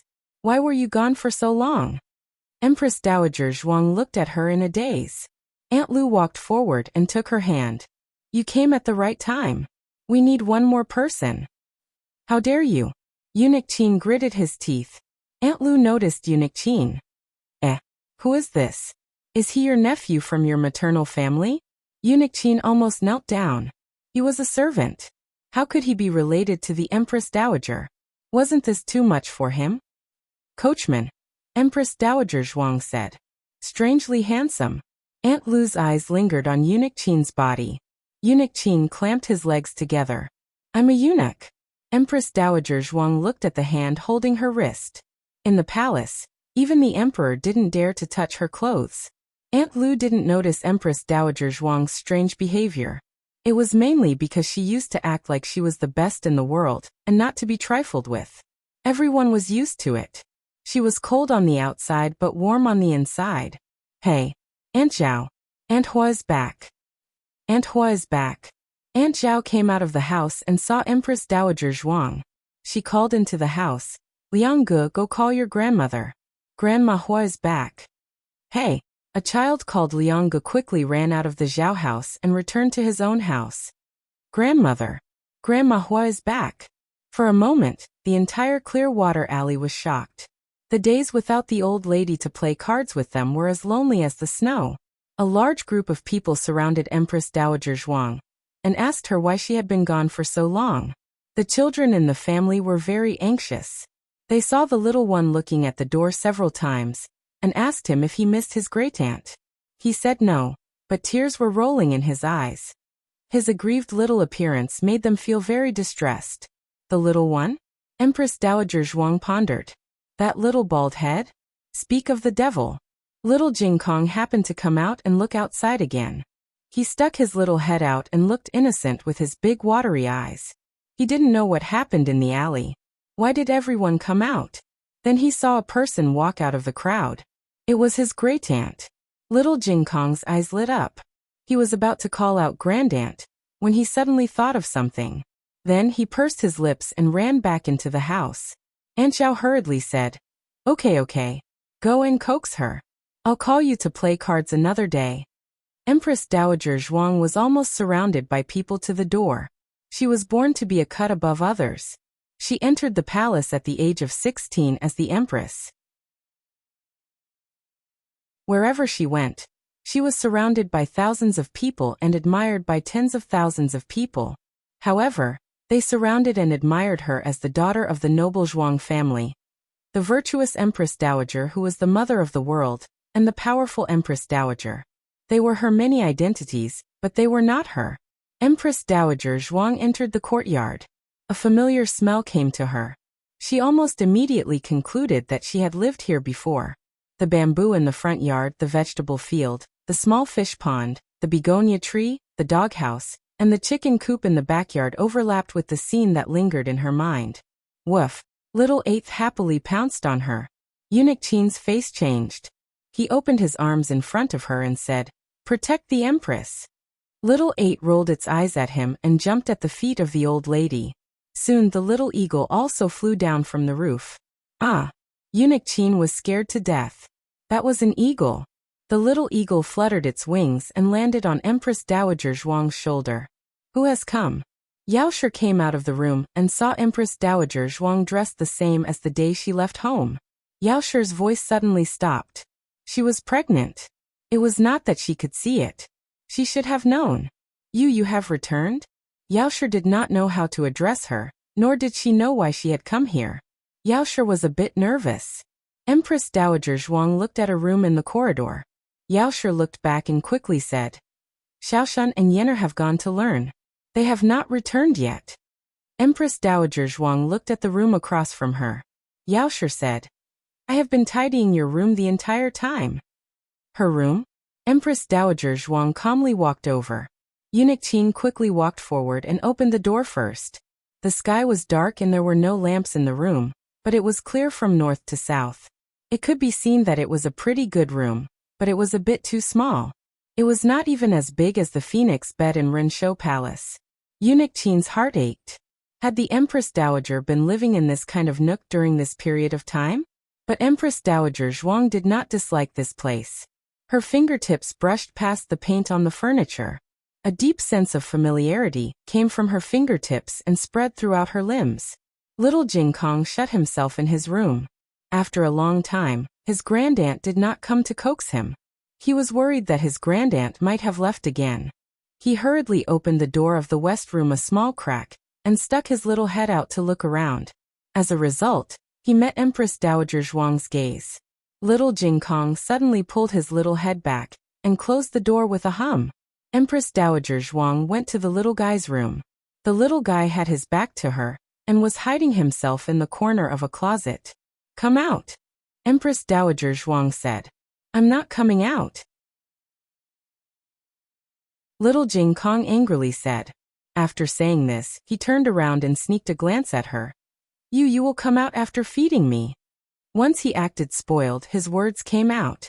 15 minutes later, Empress Dowager Zhuang and the little guy sat in the courtyard. There was a bowl of hot millet porridge on the small wooden table in front of the two. Eat it yourself, Empress Dowager Zhuang said. Little Jing Kong's little mouth twitched. He raised his head and shouted at the top of his lungs. Wah! Empress Dowager Zhuang trembled and grabbed a spoonful of millet porridge and stuffed it into the little guy's mouth. The old chancellor and Xiao Lulang returned from the Imperial College and the Hanlin Academy. You don't have to care about the Zhuang family. I'll think of a way to deal with them later. Before they finished speaking, the old chancellor and Xiao Lulang walked through the hall. He saw the old lady sitting on a small stool and feeding little Jing Kong. Why was it the old lady and not Empress Dowager Zhuang? Because she was wearing the old lady's clothes. The old chancellor had just received some money today. His first reaction was to pinch the money bag and say, I didn't hide any money. Empress Dowager Zhuang glanced at him gloomily. The old chancellor fell to his knees.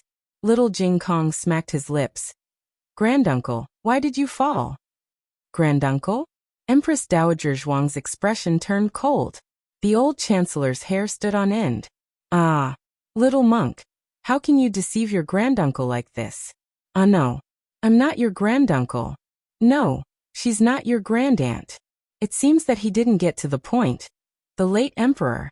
The relationship between the Empress Dowager and I is pure, bang. The old chancellor was dragged into the small dark room by Empress Dowager Zhuang. It was a bit loud. Everyone thought. We don't know and we don't dare to ask. Nanny Fong and Lu Quan were so scared by Empress Dowager Zhuang that they couldn't hold their knives. Gu Jiao and Gu Xiaoshan weren't here, so this dinner was made by Xiao Lulang.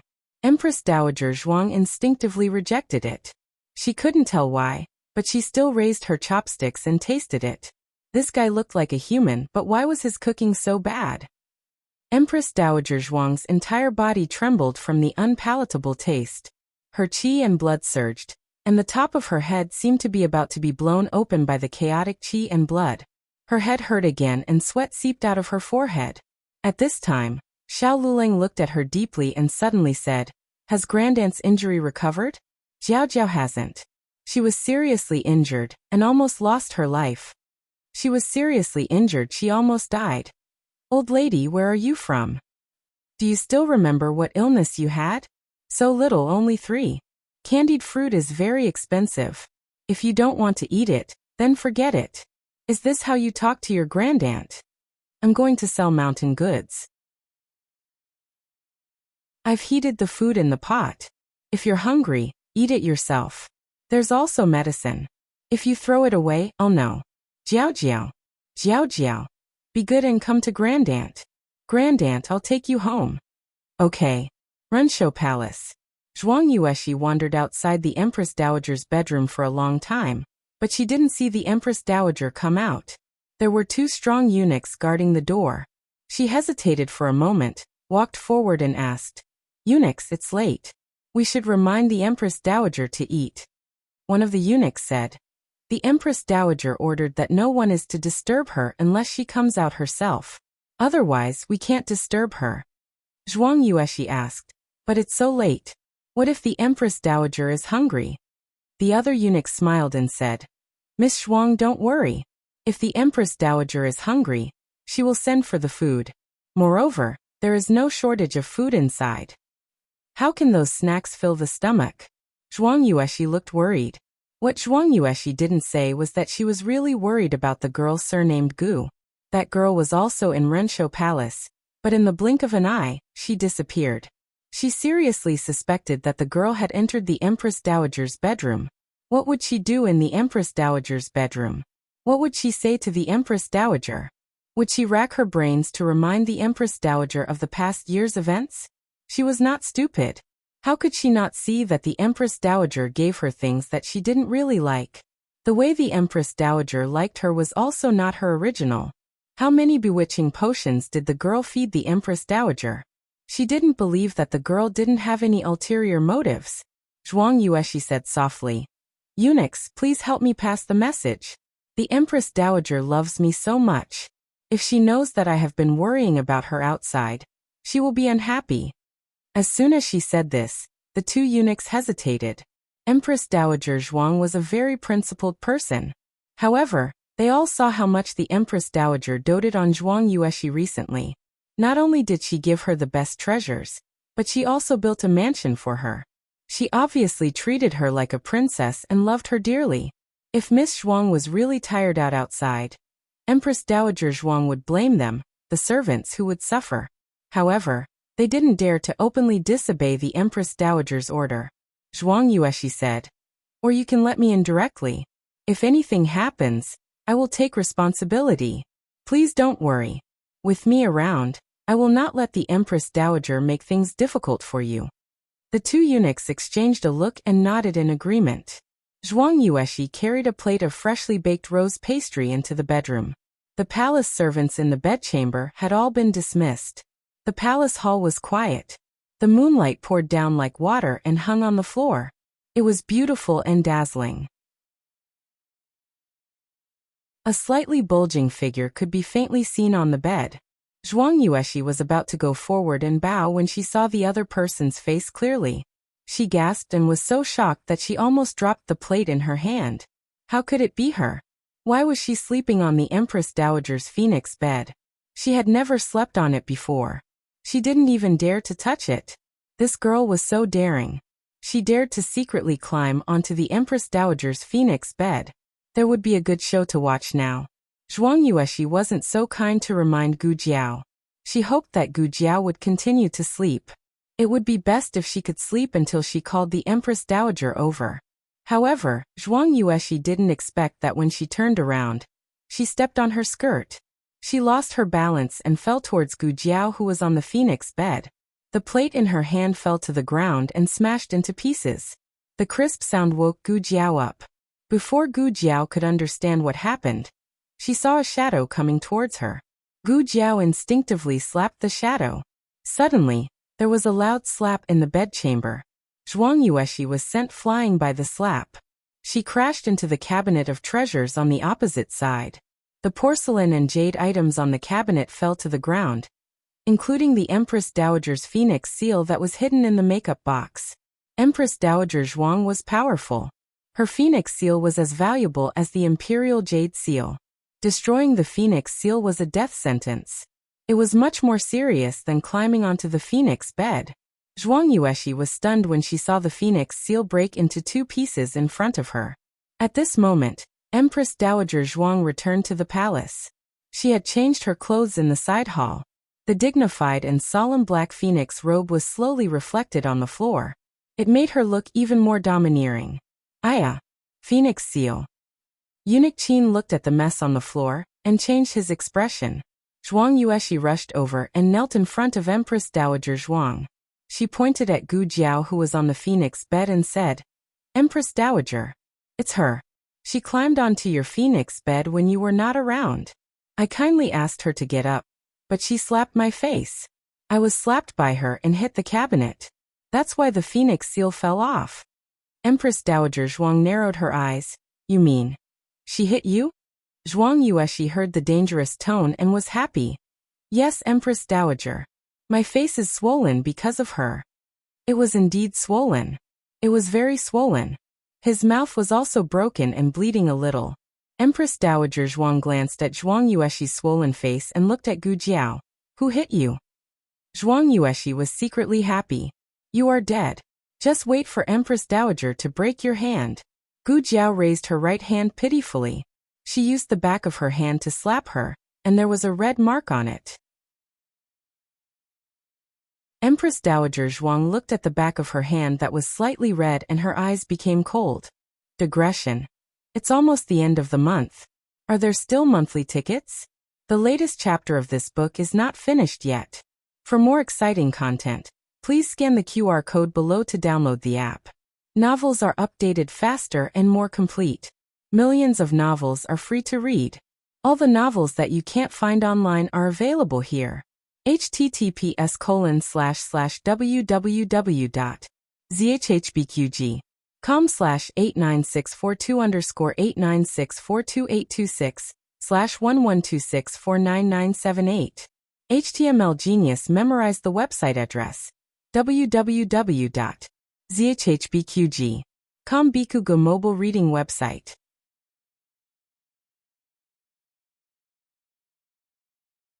Chapter 273.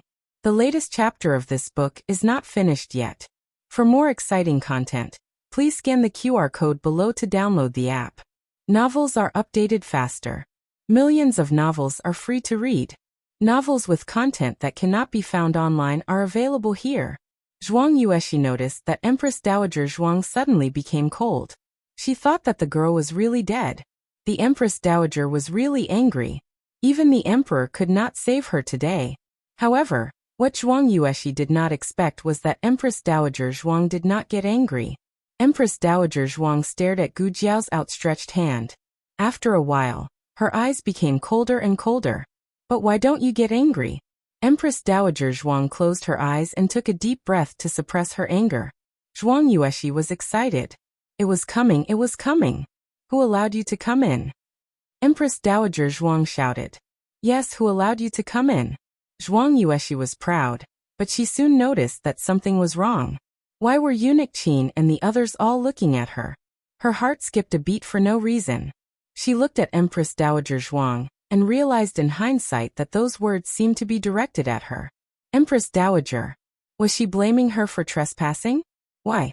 Wasn't the girl the one who trespassed first? She even climbed onto Empress Dowager's phoenix bed. That girl was still on the bed and hadn't come down yet. Empress Dowager did not punish her, but scolded her own grandniece? What kind of logic was this? Before Zhuang Yueshi could figure it out, Empress Dowager Zhuang spoke again. Her voice was dignified and cold as usual. "Who is guarding the bedroom today?" Eunuch Qin quickly said, "Empress Dowager, it's Xiaoli and Xiaoda." Empress Dowager Zhuang did not even lift her eyelids and said mercilessly, "Flog them 20 times and kick them out of Renshou Palace. I don't want to see them again." Zhuang Yueshi's body trembled. It was she who asked Eunuch Li and Eunuch Da to let her in. She also promised them that if anything happened, she would take responsibility. But in the end, she got them into trouble.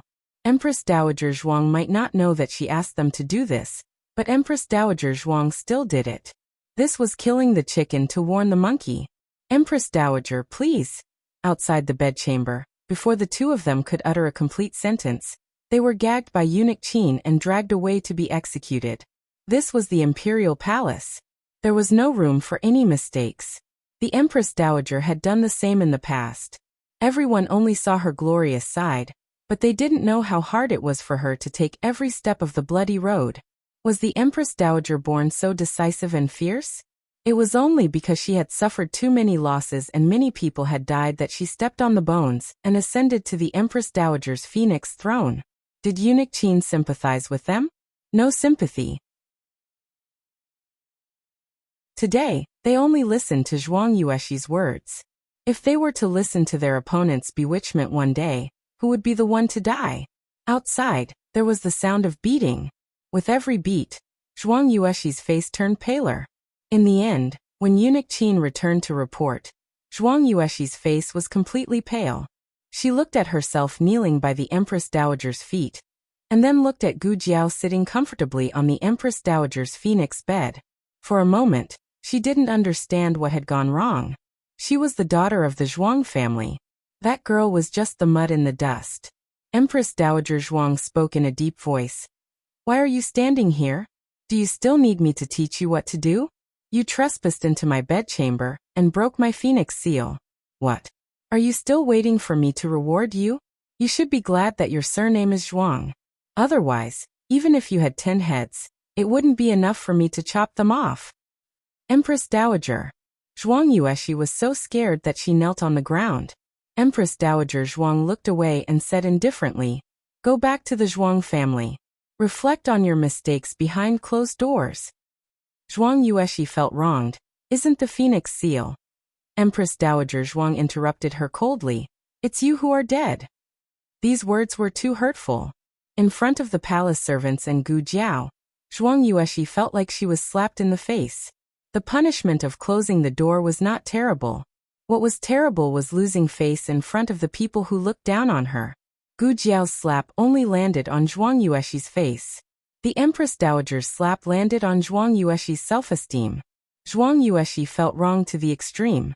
Tears began to roll in her eyes. Yes, Yuexi will leave now. Empress Dowager, please take care of your body. Yuexi will visit you another day. Empress Dowager Zhuang said lightly, Don't come without my summons. Zhuang Yuexi thought, I was just being polite. Is it necessary to be so ruthless? Zhuang Yuexi left the palace awkwardly. The Zhuang sisters entered the palace a few days earlier to serve the Empress Dowager.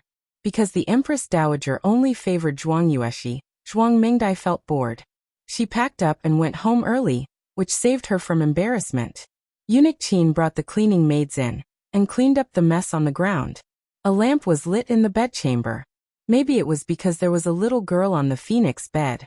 Although it was out of place, it unexpectedly made people feel that there was a trace of vitality in the cold and strict palace. Gu Jiao sat on the bed and played with her fingers. She did not know whether she should get down or not. Empress Dowager Zhuang sat on the bed and stared at the back of her red hand. She did not speak.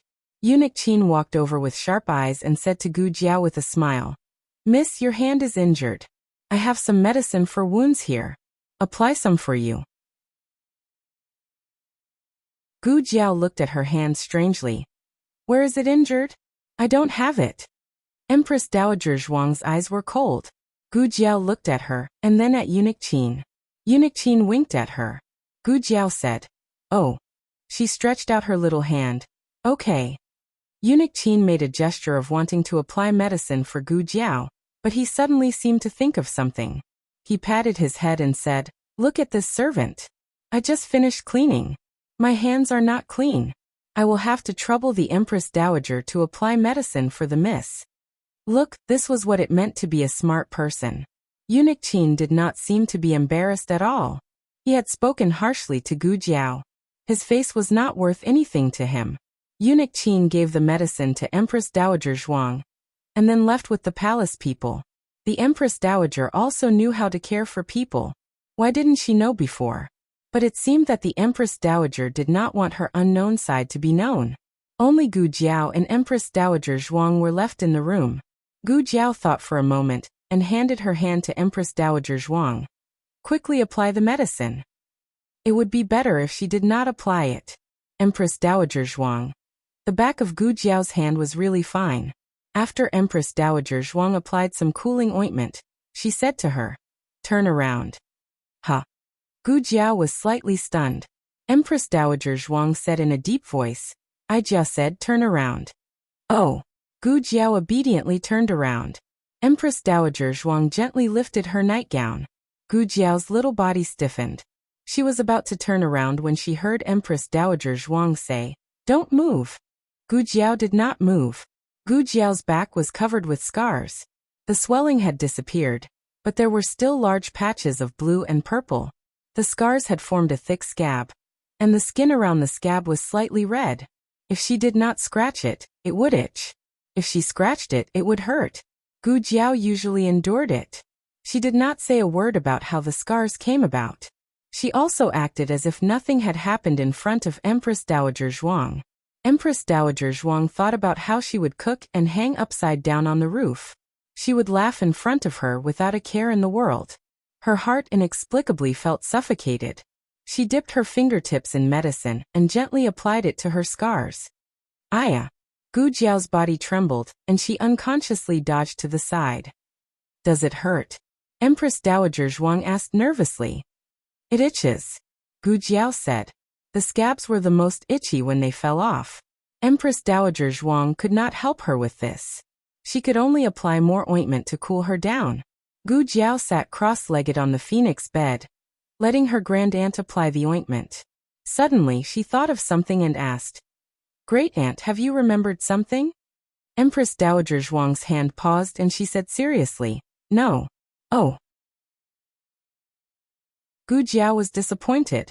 After applying the ointment, Empress Dowager Zhuang had someone bring in the food. Gu Jiao was indeed hungry. She rarely took an afternoon nap, but unexpectedly, she slept until night. She looked at the exquisite and delicious dishes on the table. There was a plate of meat with sesame scattered on it. She and her grandaunt were the same when it came to loving sesame.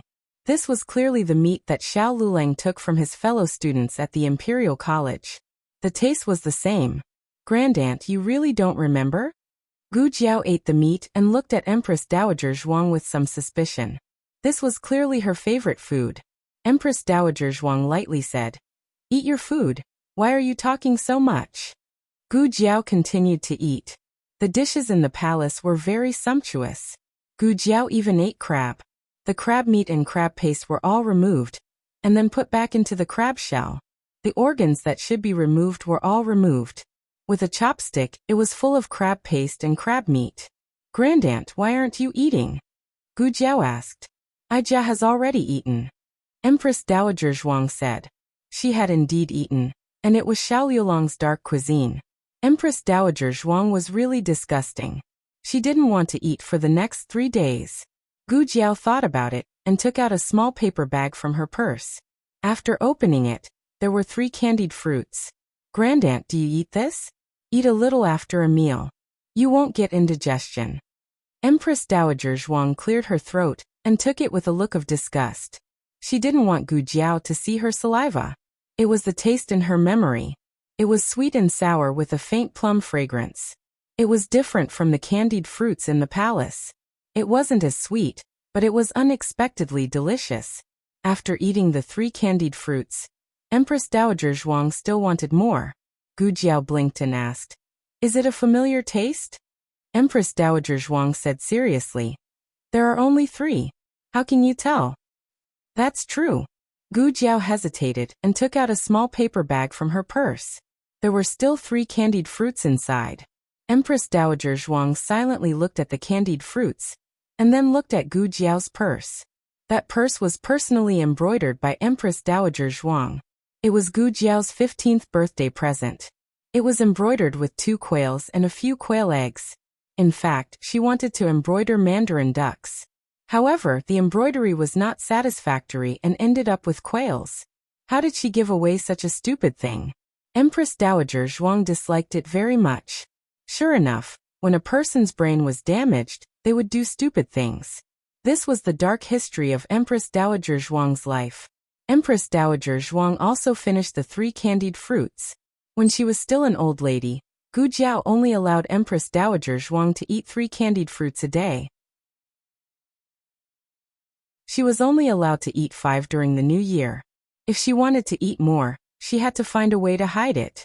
However, she couldn't hide too much because little Jing Kong loved to investigate her. If he found out, he would complain. Empress Dowager Zhuang was still not satisfied after eating 6 candied fruits. She snorted and said, "What familiar? I didn't taste anything. Try a few more." Gu Jiao looked at her suspiciously and said, "Great aunt, you didn't do it on purpose just to get a few candied fruits, did you?" Empress Dowager Zhuang choked and said, How is that possible?" In the end, Empress Dowager Zhuang did not manage to eat the 7th candied fruit. Not only that, but before Gu Jiao left, she instructed eunuch Qin not to allow Empress Dowager Zhuang to eat sweets. She could not eat fruits with high sugar content. She had to abstain from certain foods. Eunuch Qin agreed with a smile. Empress Dowager Zhuang's face turned black. After Zhuang Yueshi returned to the Zhuang family crying, Grand Tutor Zhuang asked her what happened. Did something happen to the Empress Dowager? Why did she cry like this? When the Empress Dowager was sent to the palace to recuperate, Zhuang Yueshi didn't shed a single tear. Zhuang Yueshi felt wronged and said, the Empress Dowager drove me out of the palace." Grand Tutor Zhuang was puzzled and asked, "Why?" Zhuang Yueshi told him about how she caught Gu Jiao climbing onto the phoenix bed, and how she was slapped by Gu Jiao and broke the seal. "She was the one in the wrong. She was the one who hit me, so I bumped into her. But the Empress Dowager blamed me." Grand Tutor Zhuang frowned and asked, "Doesn't the Empress Dowager love you? How could it be? How could Zhuang Yueshi say that the Empress Dowager didn't love her, but that girl?" But it was strange. The Empress Dowager was not so obvious during the day. At night, the Empress Dowager seemed to be a different person. Something must have happened. She told him her doubts. Grand Tutor Zhuang was silent for a long time and said, "I know. You go back to your room first. I will go to the palace to see the Empress Dowager tomorrow." "Yes." Zhuang Yueshi agreed, and went back to her room with red eyes. The next day, after the morning court, Grand Tutor Zhuang followed Empress Dowager Zhuang and said, "Empress Dowager." Empress Dowager Zhuang raised her hand. The palace maid who was kneeling beside her understood and said softly, "Stop." The phoenix carriage stopped near the throne room. Grand Tutor Zhuang bowed and said, "Empress Dowager, can we talk in private?" Empress Dowager Zhuang flicked her wide sleeves and said, "Speak. There is no one here who cannot listen." "Yes." Grand Tutor Zhuang looked at the expressionless palace servants and eunuch Qin. He stepped forward and approached the high and mighty Feng AI and said, "She caused trouble in the palace. I have already taught her a lesson when she came back." "Empress Dowager, please calm down. Speak human language." Empress Dowager Zhuang said lightly. Empress Dowager Zhuang did not like to beat around the bush with people, unless it was necessary. But it was clear that there was no need to do so with her own brother. Grand Tutor Zhuang sighed and said, "I have asked Shir about yesterday's matter. She was indeed wrong and should not have barged into the Empress Dowager's bedroom. However, she is the Empress Dowager's niece. Empress Dowager punishing her in front of so many servants and a commoner girl. Isn't this not giving her a way out?" Empress Dowager Zhuang said, "She is not a commoner girl. She is the daughter of Marquis Ding, and Fu and the wife of the new top scorer." Grand Tutor Zhuang, "Is this the main point?" Empress Dowager Zhuang continued. "Also, she dared to fake Aijia's imperial edict. How can Aijia give her a way out?" Grand Tutor Zhuang did not know about the fake imperial edict. If it was real, then it was not a small matter. This was the same as faking the emperor's imperial edict. It was an unforgivable crime. Empress Dowager Zhuang, she dared to tell Jiao Jiao that Aijia did not want Jiao Jiao. Why doesn't she go to heaven? Grand Tutor Zhuang had originally come to denounce Zhuang Yueshi, but he ended up being checkmated instead. It was extremely awkward. Naturally, he blamed Zhuang Yueshi for not telling him the truth, but he was also very curious about the girl's ending. Grand Tutor Zhuang looked at the Empress Dowager in the Phoenix sedan and said, "May I ask how the Empress Dowager dealt with that girl?" He did not care about the wife of the top scorer. He did not care about the daughter of the Marquis Fu. The main point was that she climbed onto the phoenix bed and smashed the phoenix seal. She deserved to die. Does Aijia need to tell you what she does? Empress Dowager Zhuang shot him a cold gaze. Grand Tutor Zhuang instantly did not dare to speak. He squeezed his fingers and said, "Then this official will leave first." "Wait." Empress Dowager Zhuang stopped him. "You came at the right time." Aijia remembered something. "Aijia recently gave your granddaughter a lot of things. Return them all to Aijia." Grand Tutor Zhuang staggered and almost fell. Did he hear wrongly? She actually wanted them to return the things that the Empress Dowager gave out? You are the Empress Dowager of a country. Can you do this? The original Empress Dowager Zhuang naturally would not do such a disgraceful thing. But she was now the Empress Dowager Zhuang who had lived a hard life. Her Jiao had even gone to the market to buy mountain goods to support her family. What was her status? Could it be eaten? She earned money with her own ability. Why should she give it to someone she should not give it to? She wanted it back. So what? Grand Tutor Zhuang almost spat out blood. So why did he come to find her? If he did not look for her, she would not have remembered. Grand Tutor Zhuang returned to the mansion. Zhuang Yueshi was full of joy as she waited for her grandfather to seek justice for her. She did not expect her grandfather to hesitate. "Grandfather, what happened? What did the Empress Dowager say?" she asked. Grand Tutor Zhuang coughed lightly and said, "The Empress Dowager wants you to return the things she gave you." Zhuang Yueshi's face turned pale. "What?" Grand Tutor Zhuang also felt that he was wronged. He said embarrassedly, "Didn't you say that you don't like it?" When did she say that she did not like it? She only said that it was different from her previous preferences. Furthermore, it was one thing to not like it. It was another thing for the Empress Dowager to take it back. Zhuang Yueshi thought of something and said in shock, Then what about the princess mansion in the south of the city? The Empress Dowager will not take it back, will she?" Eunuch Qin, who was ordered by the Empress Dowager to take the things, heard this at the door. He turned to the eunuch accompanying him and said, "Go back and ask the Empress Dowager if she wants to take back the new mansion?" Zhuang Yueshi. Why did she have to say that? Digression. In the middle of the night, I climbed up to look at the monthly ticket. It was 7,878. Did you do it on purpose? Do you dare to make it 7,888? The latest chapter of this book is not finished yet.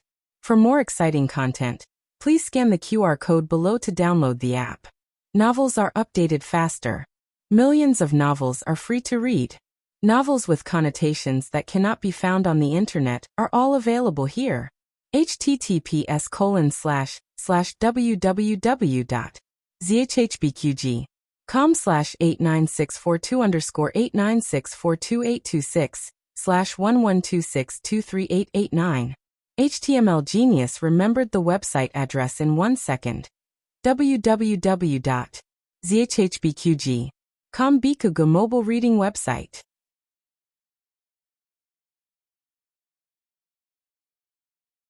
Chapter 274. The latest chapter of this book is not finished yet. For more exciting content, please scan the QR code below to download the app. Novels are updated faster. Millions of novels are free to read.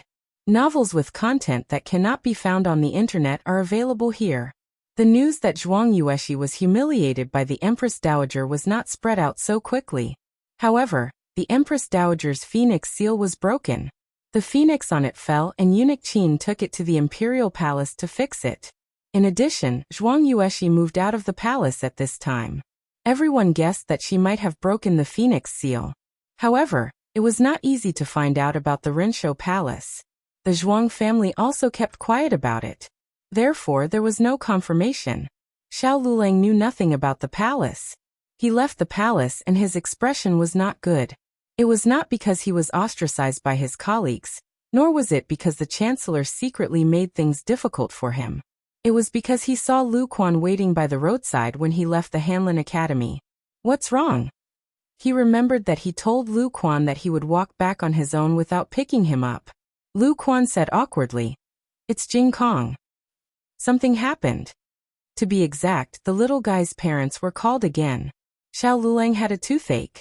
How many times had this happened this semester? It had only been a few months since the incident of a big bird eating a small bird. Why was he in trouble again so soon? Xiao Lulang took a deep breath and said slowly. Which classmate was bullied by him again? He was clearly the youngest in the elementary school, but every time, he could bully those who were a few years older until they cried. It was not entirely true that he did it on purpose. In short, this little thing had a kind of invisible talent to make people cry. Lu Quan said embarrassedly. No, not a classmate.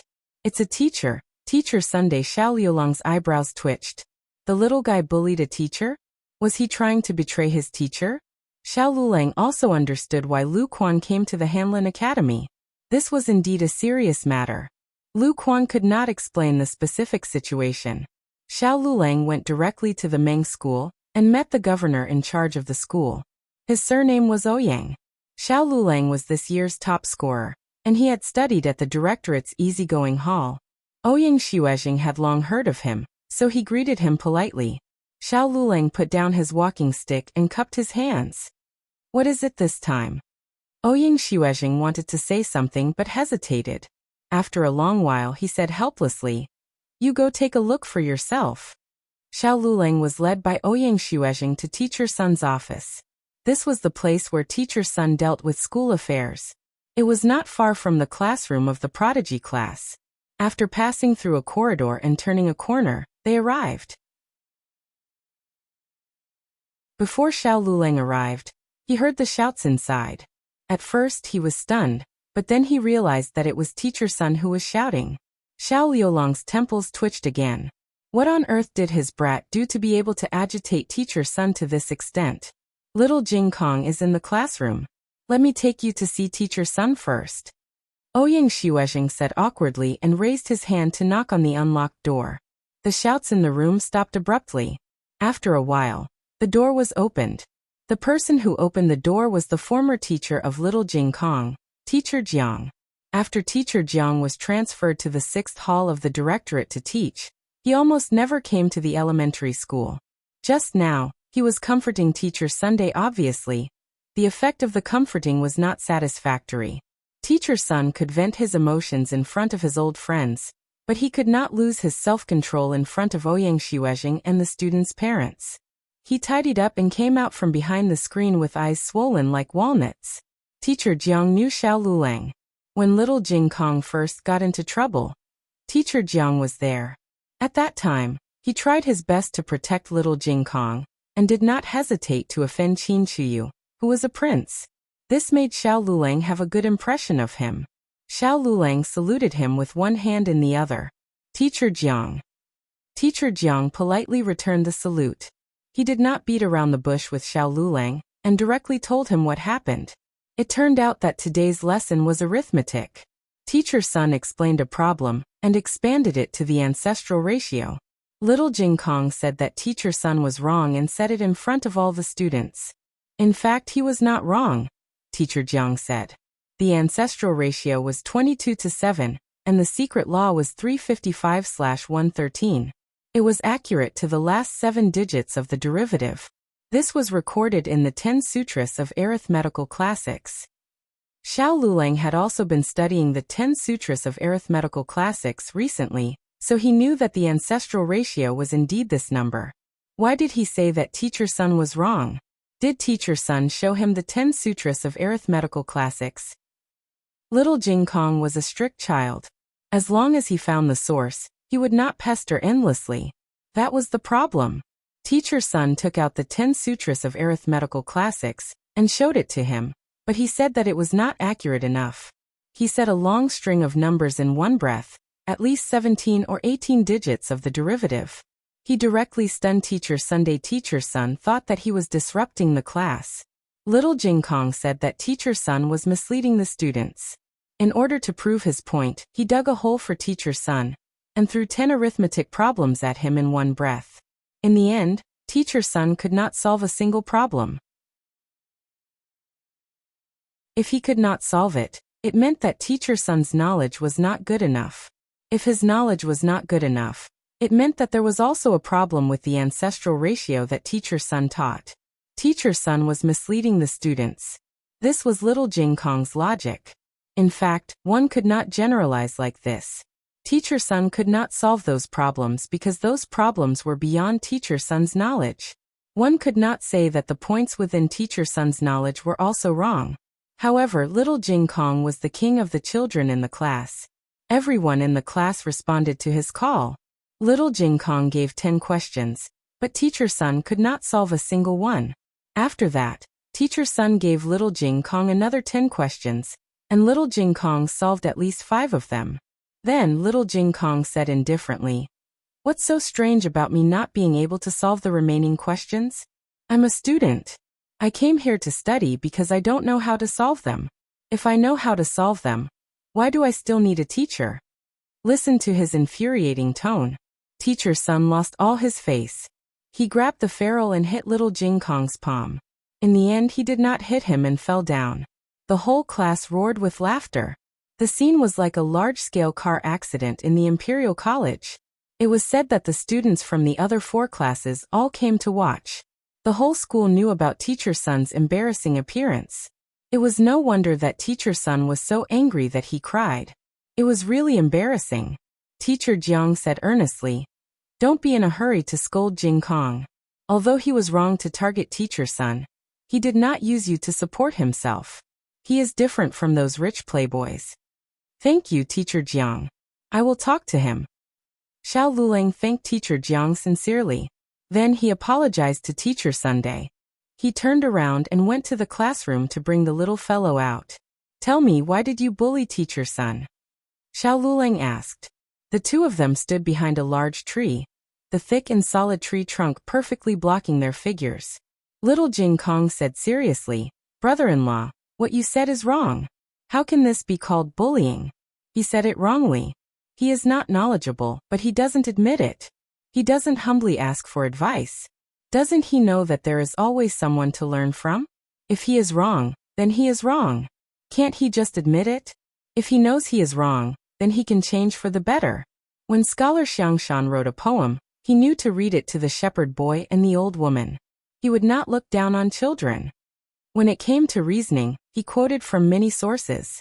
Xiao Lulang was originally very angry, but when he heard this, he suddenly felt like laughing.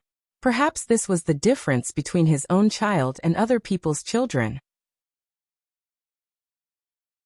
He was clearly wrong, but he was still pleasantly surprised by his every bit of improvement. Xiao Lulang asked, "Who told you the story of scholar Xiangshan?" Little Jing Kong snorted, "Son-in-law. He could learn and use it flexibly." Okay. However, Xiao Lulang knew him very well. This kid was a bully. He said, "This is not a reason for you to bully Teacher Sun in front of everyone. Are you going to tell me yourself, or do you want to tell me in front of Jiao Jiao later?" When Gu Jiao was mentioned, little Jing Kong became listless. Xiao Lulang was very good at poking at people's weak spots. After little Jing Kong was caught, he obediently confessed his motive. The cause of the incident was that little Jing Kong brought the baby eagle to school and almost bit off Qin Chiyu's manhood. Teacher Sun did not protect him like Teacher Jiang did. Instead, he timidly handed him over. He was very disappointed in Teacher Sunday. From then on, he already felt that Teacher Sun was not worthy of being his teacher. Xiao Lulang did not expect the little guy to be so vengeful. Xiao Lulang considered his words carefully and said to him, "Teacher Sun did do something wrong. He should not have lowered his head to power. However, have you ever thought that not everyone has to be as brave as Teacher Jiang?" "Why not?" Little Jing Kong did not understand. Xiao Lulang didn't know how to explain it to him. Perhaps it was because the people he came into contact with were all extremely brave people, so he had an established understanding. Everyone should be righteous, brave, and fearless. However, in fact, self-protection was a person's instinct. One day, when he left Gu Jiao in his home and went to a wider place, he would find that people like Teacher Sun were the people he met the most. Teacher Sun did not mean to harm him. He also worked hard to teach him. To be fair, he was an excellent teacher in all aspects, except for his incompetence in dealing with the baby eagle. Xiao Lulang patted his little bald head and said, "You can have higher standards for yourself, but lower standards for others. Why? Little Jing Kong still did not understand. Xiao Lulang thought for a while and said, because they may not be as good as you. This was the first time that the bad brother-in-law praised little Jing Kong. Little Jing Kong's numerous words of debate were stuck in his throat. His throat was dry, his palms were hot, and his cheeks were red. Who is good? The little guy looked up at the sky and walked away with his hands and feet. Finally, under Xiao Liulang's mediation, little Jing Kong came to Teacher Sun and apologized for his provocation. In fact, he felt a little wronged, because he was right about the ancestral rate. Teacher Sun accepted little Jing Kong's apology. Just when he thought that Xiao Lulang was finally going to take the little bastard away, Xiao Lulang suddenly said seriously, about the ancestral rate, I will try my best to verify it. If Jing Kong is right, then I hope Teacher Sun can also apologize to Jing Kong, because you have wronged him. As soon as he said this, Teacher Sun was stunned. Who would stand up for a child like this? Was he crazy to calculate the ancestral rate? Who did he think he was? Even little Jing Kong did not expect his bad brother-in-law to say this. Although he did not know whether it was difficult to calculate the ancestral rate, his bad brother-in-law was willing to believe him.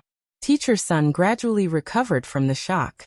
He did not believe that Xiao Lulang could calculate the ancestral rate to 7 digits, so he accepted the bet without any pressure.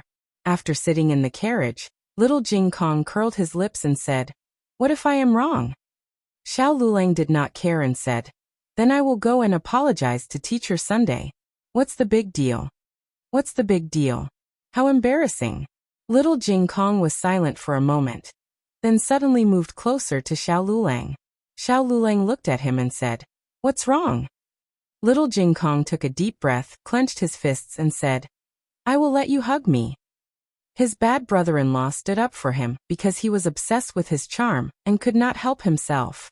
Then he would sacrifice himself. Xiao Lulang looked at him strangely. Thank you, but I don't want to hug you.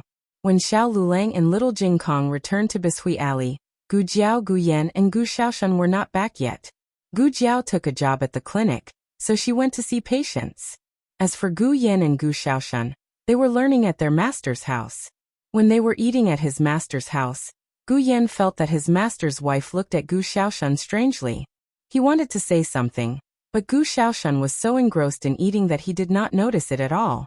After getting on the carriage, Gu Yan asked Gu Xiaoshan, do you feel that your master's wife treats you differently recently?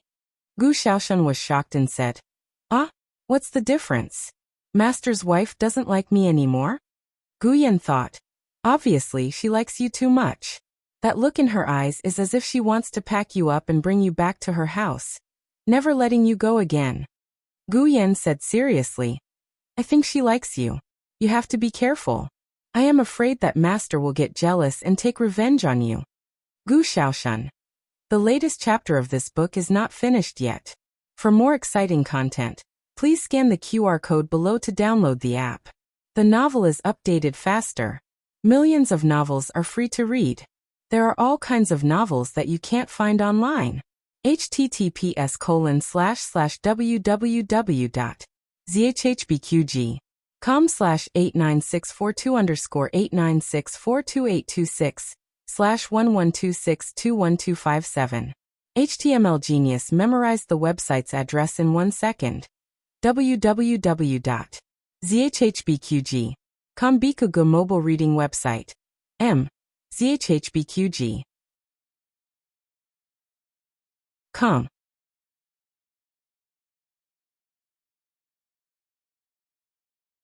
Chapter 275.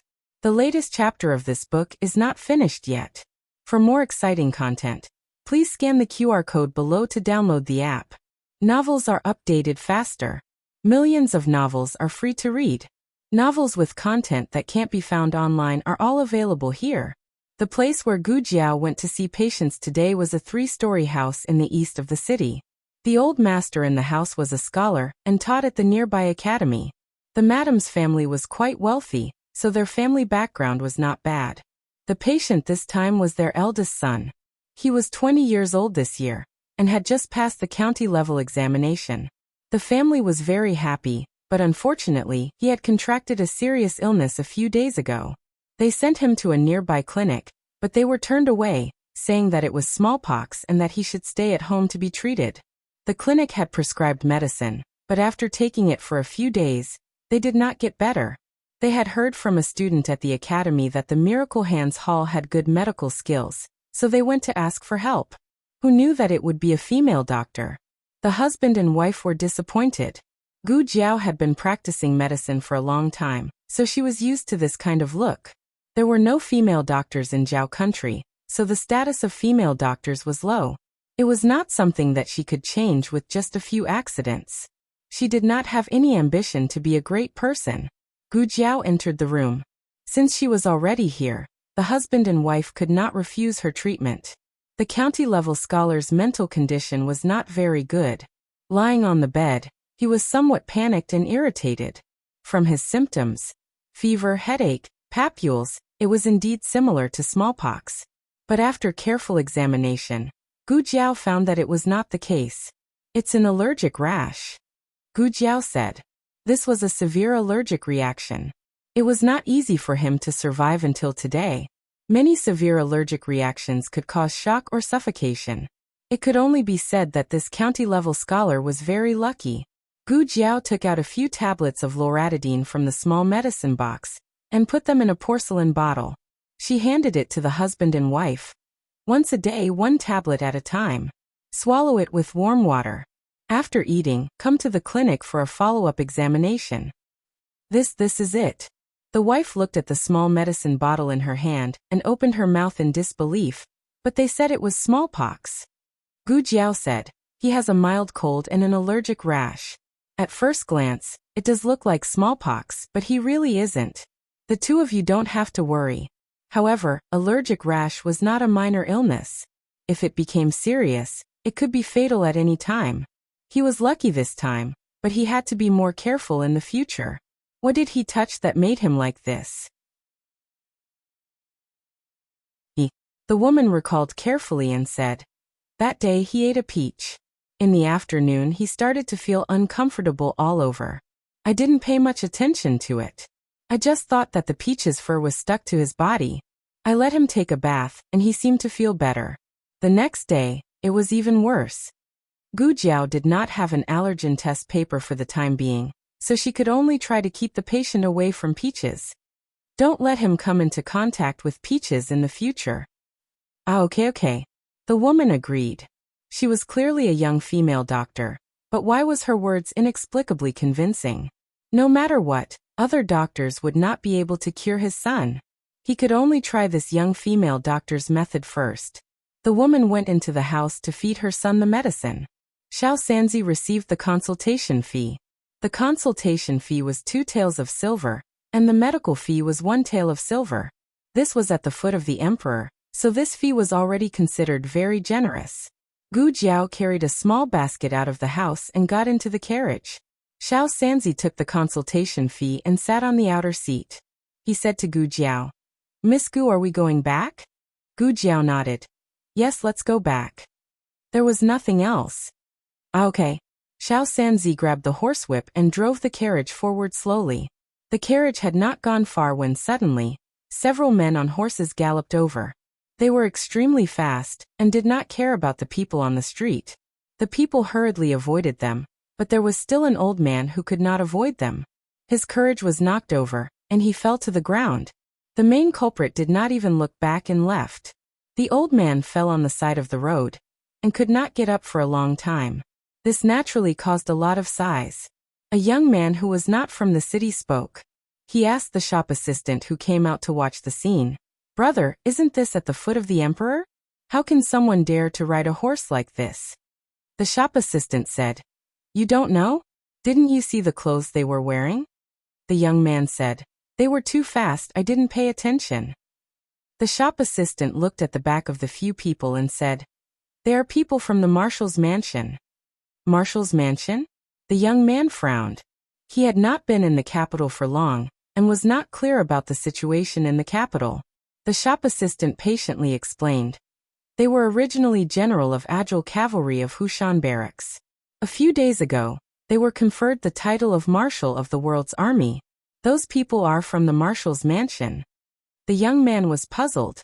So arrogant? The shop assistant hurriedly made a shushing gesture. Shoo, you can't talk nonsense. They must have an urgent matter. Otherwise they would not be like this. What urgent matter? They almost killed someone on the street. Everyone knew that this was just an excuse, but no one dared to expose the truth. The general of Agile Cavalry, surnamed Tang, was Empress Dowager Zhuang's confidant. When Empress Dowager Zhuang returned from her illness, the first thing she did was promote him to Marshal of the World's Army. She openly took away Marquis Xianping's military power. Sister, the people of Tang Manor are too much. In a tea house facing the street, a girl in purple said to the Taoist nun opposite her, "This is not the first time they have used their power to bully people. Earlier in Willow Lane, I saw a servant of Tang Manor beating up a commoner. They said that the commoner owed Tang Manor money, but even if they owed money, they could not beat him up like that." The Taoist nun did not speak and only quietly sipped her tea. The purple-clothed girl leaned on the table, leaned in front of her, and whispered, "Elder sister, do you think that the rumor is true?" The Taoist nun looked at her. "What rumor?" The girl in purple said, "That Marshal Tang is the Empress Dowager's illegitimate son." The Taoist nun looked at her coldly. "Do you want to die?" The girl in purple stuck out her tongue, a bit intimidated by her sister, but still mustered up her courage and said, "I heard that the Empress Dowager almost married Princess Ning'an to him." The Taoist nun pushed her sister back to her seat, looked at the noisy street and said, "Ziwan, go help that old man and buy all his tea." "Yes." The servant girl on the side bowed and was about to go downstairs when she heard the Taoist nun say, "Forget it, there's no need. Someone has already gone." The servant girl and the girl in purple looked at the old man at the same time, and saw a girl in green walk through the crowd to help him up. "Ah, sister. It's her." The girl in purple recognized Gu Jiao, the one who gave the top scorer a flower hairpin. No, the top scorer of the 3 tripod cauldrons gave her a flower hairpin. Why is she here? The girl in purple still could not forget the new top scorer, and thought of the girl who had been treated differently by the new top scorer. She was not good-looking, but after the flower hairpin incident, her appearance and dressing had become popular in the capital. Even the girl in purple had a small flower on her face. The Taoist nun looked at Gu Jiao and murmured, "Yes, it's really fate." After Gu Jiao helped the old man up, she bought a caddy of tea leaves from him. Perhaps the surrounding people felt that their behavior of standing by and doing nothing was worse than a little girl's, so they also bought the old man's tea leaves one after another. The basket of tea bags was sold out in an instant. "Thank you, miss, thank you." The old man cupped his hands and thanked her excitedly. Gu Jiao turned around and got into the carriage. The Taoist nun didn't withdraw her gaze until the carriage disappeared at the end of the street. Gu Jiao gave the tea leaves she bought to Xiao Sanzi, and then returned to Bishui Alley. Gu Yan and Gu Xiaoshan hadn't returned yet, so little Jing Kong went to his master's place. Senior servant Fong was cooking in the kitchen. Xiao Lulang plunged into the study and didn't even notice Gu Jiao pushing the door open. It was rare for him to be so absent-minded. Gu Jiao walked over and found that he was drawing. "What is this?" Gu Jiao asked. The light in the room was a little dim. She wanted to see the drawing clearly, so she moved closer. When Xiao Lulang heard her voice, her forehead was very close to his. Her warm breath intertwined with his. Xiao Lulang's heart suddenly jumped. His eyelashes trembled slightly. He felt that he should avoid her, but he didn't move. "Arithmetic," Xiao Lulang said. "I'm cutting a circle." "Cutting a circle? You want to calculate the ancestral rate?" Gu Jiao wasn't sure if the ratio of pi was called the ancestral rate in this spacetime. "You know about the ancestral rate?" Xiao Lulang was very surprised. Even though he knew that she had a lot of secrets, he didn't know that she had so many secrets and knew about the ancestral rate. Hearing that it was the ancestral rate, Gu Jiao understood that this spacetime also had parts that overlapped with the spacetime she lived in. For example, pi. Originally, Lu Hui calculated it to 4 decimals and called it the Hui ratio.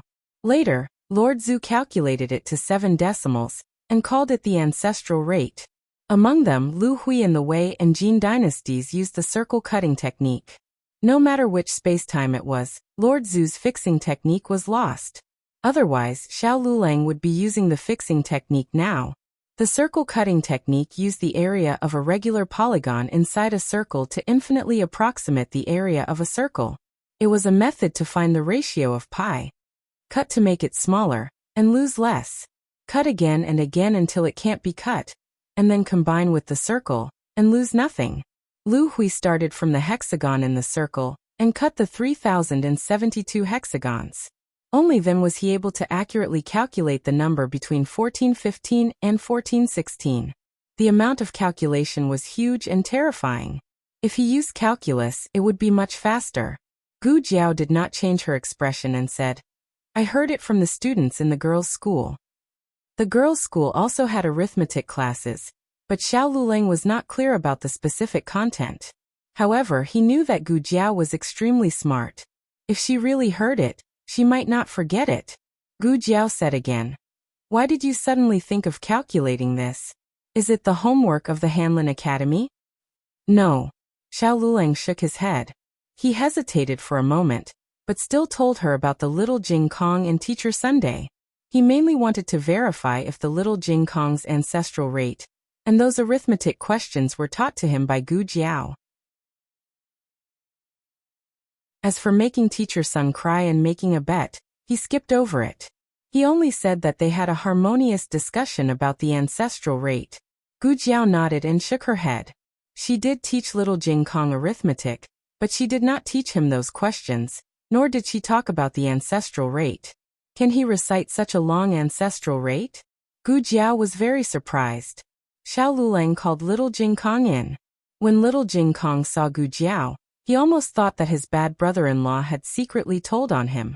However, when he saw that Gu Jiao's expression was normal, he secretly felt relieved. Xiao Lulang said, "Recite the ancestral rate that you recited in front of Teacher Sun again." Little Jing Kong recited it obediently. Xiao Lulang said, "I don't know if it's right, so I have to calculate it." Most people would never believe that little Jing Kong was right, because there were only 7 numbers in the book, but he recited 17. Xiao Lulang did not immediately deny little Jing Kong. It was not that he felt that little Jing Kong was right, but he had no way to prove that little Jing Kong was wrong. He would not use his status to oppress people just because he was older and had studied for more than 10 years. A scolding might be able to subdue a child, but it was not because the child was convinced, but because the child had given up on his desire to learn. Gu Jiao knew that little Jing Kong's recitation was completely correct. "Who taught you that?" Gu Jiao asked. "I read it in a book," little Jing Kong said. "What book? Can you show it to us?" Gu Jiao asked again. "Of course." Little Jing Kong ran out and rummaged through his pile of small rags for a while, and found a yellowed book with curly edges. He found a booklet and handed it to Gu Jiao. "Jiao Jiao here." Gu Jiao took the booklet and read it together with Xiao Lulang. With just a glance, the two of them were stunned. Gu Jiao was stunned, because she saw familiar words and formulas. Xiao Lulang was stunned because he saw patterns and words that he did not understand. At the same time, under these strange words and patterns, there were annotations in another language. It was the language of the Yin Kingdom. No wonder little Jing Kong could understand some of it. He had been learning the language of the Yin Kingdom recently. It was strange that he had a book from the Yin Kingdom. And Xiao Lulang turned to the last page and saw a big royal seal on it. He gasped. Could this be the letter of credence of the Yin Kingdom? The Yin Kingdom was the most powerful country among the 6 countries, but who would have thought that it was just a small country a few decades ago? Suddenly, a powerful state preceptor came to the Yin Kingdom one day. He brought 6 ancient books with him. The Yin Kingdom rose like a bamboo shoot after a spring rain because of the secrets in the ancient books. The treatment of leprosy was also learned from the ancient books.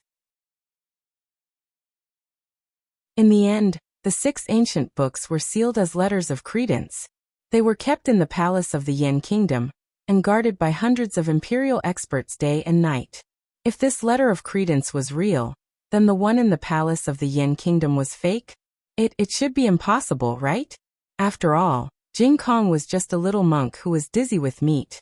Gu Jiao did not know what letter of credence it was, but she could conclude that the simplified Chinese characters and advanced mathematics formulas in this book did not belong to this time and space. Could it be that there were other time-traveling seniors here? The latest chapter of this book is not finished yet. For more exciting content, please scan the QR code below to download the app.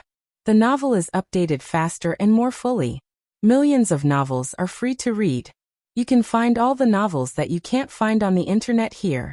https://www.zhbqg.com/89642_8964226/112595034. HTML Genius remembered the website address in 1 second. www.zhbqg.com Bikuga mobile reading website.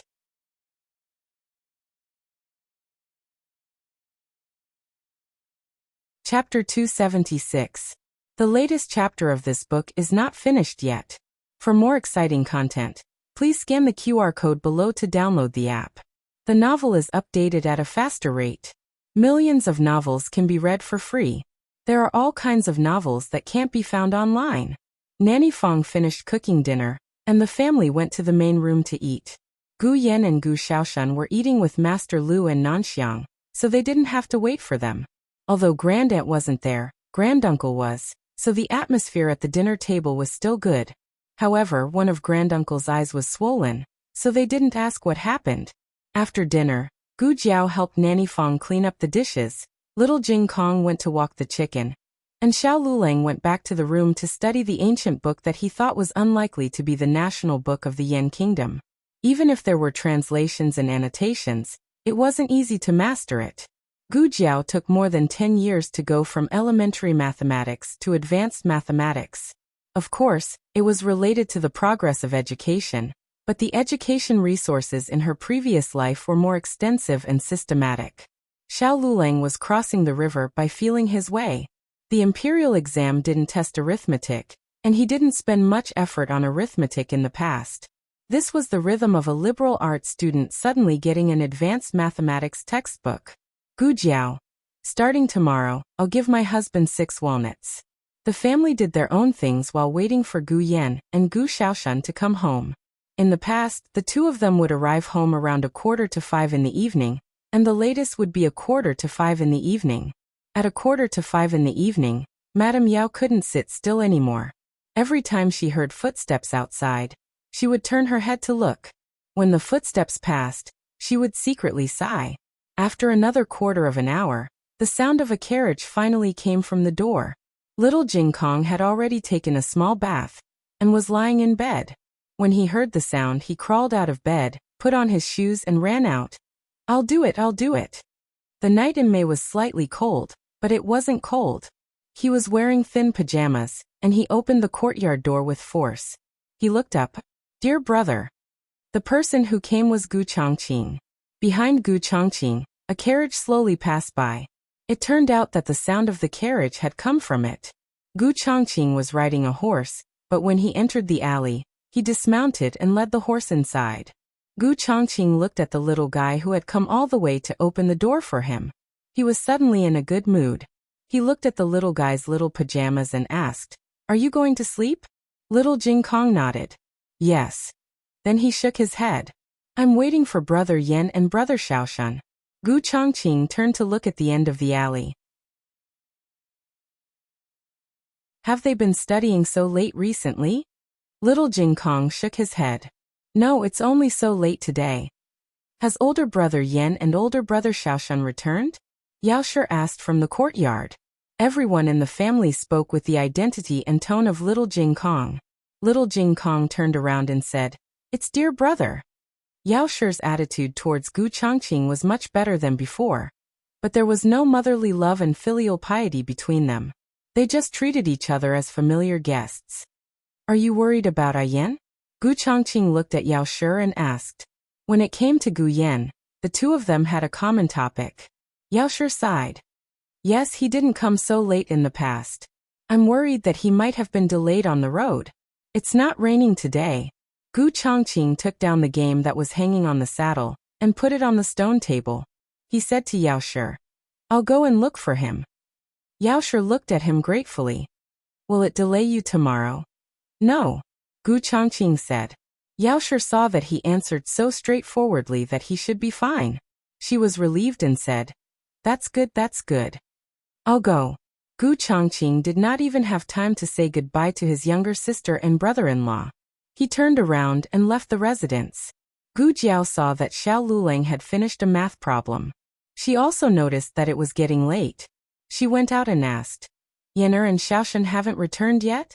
Yao Shi said, "Shitzi went to look for them." "Eldest brother came?" Gu Jiao looked at the game on the table. Little Jing Kong was stepping on the stone bench and pulling the rabbit and pheasant inside. Gu Jiao walked over and picked him up. She went to the well to wash her hands and carried him back to his room. "Go to sleep. Don't come down again." "Okay." Little Jing Kong obediently agreed. "Still not back?" When Gu Jiao passed by the study room, Xiao Lulang asked her. Gu Jiao said, "Not yet. I'll go take a look.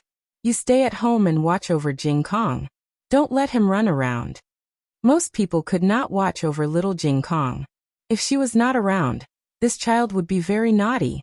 Sure enough, as soon as Gu Jiao left, little Jing Kong sneaked out from the west room. Xiao Lulang stood at the door expressionlessly and looked at him condescendingly. Little Jing Kong thought for a while and made a final struggle. "I want to pee." The place where Gu Yan and Gu Xiaoshan learned martial arts was in the north of the city. It was not a wealthy district, but it was not poor either. It was a place with beautiful scenery. There were two ways to get there from Baishui Tong. One way was to go through Chang and Street and go to Baishui Street. This road was more prosperous and was often used by Gu Yan and Gu Xiaoshan. The other way was to go through Xuanwu Street and go to the official road at the end. The further one went, the fewer people there were. The two usually took this road when they went there. When they came back, they did not take this road. It was too dark and they were afraid of accidents. But to be safe, Gu Jiao and Gu Chongqing still took both roads. Gu Chongqing went to the official road and Gu Jiao went to Baishui Street. At this time, Gu Yan and Gu Xiaoshan were indeed on Baishui Street. The reason why they were delayed was that the wheel of the carriage was broken. There was a tea house nearby. Lu Quan asked the two to sit in the tea house for a while he went to find someone to fix the carriage. The two were bored sitting in the tea house. When they saw a seller selling tonghulu, they remembered that little Jing Kong and Aunt Gu loved tonghulu. So they went to buy some for them. "But how can we give it to Aunt Gu?" Gu Xiaoshan asked. "Send it to her." Gu Yan said. "Oh." Gu Xiaoshan thought it was feasible and asked for a few more. "Aunt Gu can't come out all the time. Buy a few more. She eats one a day." Gu Yan nodded and reached for his money bag. At this moment, a thief rushed over and bumped into Gu Yan. He stole Gu Yan's money bag. Gu Yan touched his waist. "Oh, my money bag." The two quickly put down the tonghulu and chased after the thief. After a few steps, the thief was caught by someone. A tall and mighty figure stepped on the thief, causing the surrounding commoners to cheer. The two went to retrieve their money bags from the thief. Gu Yan suddenly felt two eyes on him that could not be ignored. He looked up and saw a man full of heroic spirit sitting in a room on the second floor of a restaurant. The man had strong facial features and a tall and sturdy body. He looked straight at Gu Yan. When their eyes met, he raised his cup to Gu Yan and smiled. Gu Yan frowned. He did not like this kind of smile. It made him uncomfortable. "Found it. Let's go," Gu Xiaoshan said to Gu Yan. "Okay." Gu Yan did not pay any more attention to the man. He went back to the restaurant with Gu Xiaoshan. However, Lu Quan had not returned yet. The two were bored to death waiting. Suddenly, the young warrior who caught the thief walked over. He cupped his hands to the two of them and said, "My family's young master wants to be friends with the two young masters. I wonder if the two young masters would be willing to do me the honor." "Who is your family's master?" Gu Xiaoshan asked. "That one." The young warrior pointed to the restaurant across the street. It was the man who raised his cup to him and smiled. Gu Yan frowned and looked away. Gu Xiaoshan looked and said, "I don't know him. I don't want to be friends." The young warrior was stunned. He did not expect the other party to refuse so directly. I'm afraid the two of you don't know the identity of my family's young master. My family's young master is actually… Hey! The carriage is ready. Gu Xiaoshuan's sharp eyes saw the carriage outside. He pulled Gu Yan and said, Brother Yan, let's go. The two of them got into the carriage without looking back. They did not give the young warrior a chance to show off. They thought that they would be able to get home safely, but unexpectedly, the carriage broke down again. Lu Quan said, Forget it. We won't fix it for now. I'll go hire a carriage. You two go home first. As soon as he said that, an incomparably luxurious carriage stopped beside their carriage. Is the carriage broken? Accompanied by a man's low laughing voice, the curtain of the carriage was lifted, revealing a resolute face. When Gu Yan saw that it was him, he was annoyed to death. The man jumped out of the carriage and crouched down to check the broken wheels. He said, It's no longer usable. If you don't mind, I can send you back. Where do you live? Hearing this familiar tone, Lu Quan thought, could it be that he knew Xiaoshan and Gu Yan? But when he turned his head and saw that Gu Yan and Gu Xiaoshan did not want to talk to him, he understood. He cupped his hands and said, We won't trouble you, young master. We'll go back ourselves. There's no carriage shop nearby. The man clapped his hands and said with a smile, My younger brother is also a scholar from Qinghe Academy. I saw that they were wearing Qinghe Academy's uniform and seemed to be going the same way as me. So I thought of giving you a ride. But it's right for you to be cautious. Go forward and walk east at the third intersection. There's a carriage shop about 2 li away. You can rent a carriage there. After saying that, the man took his leave. Lu Quan secretly heaved a sigh of relief. It seemed that he had wronged the person. But it was fine. He could rent a carriage himself and save himself the trouble. Lu Quan went to rent a carriage. Gu Xiaoshan and Gu Yan stayed in the carriage and waited. The two of them fell asleep while waiting. When Gu Xiaoshan woke up, she found that Gu Yan had disappeared. Gu Changqing went to Nanfeng residence.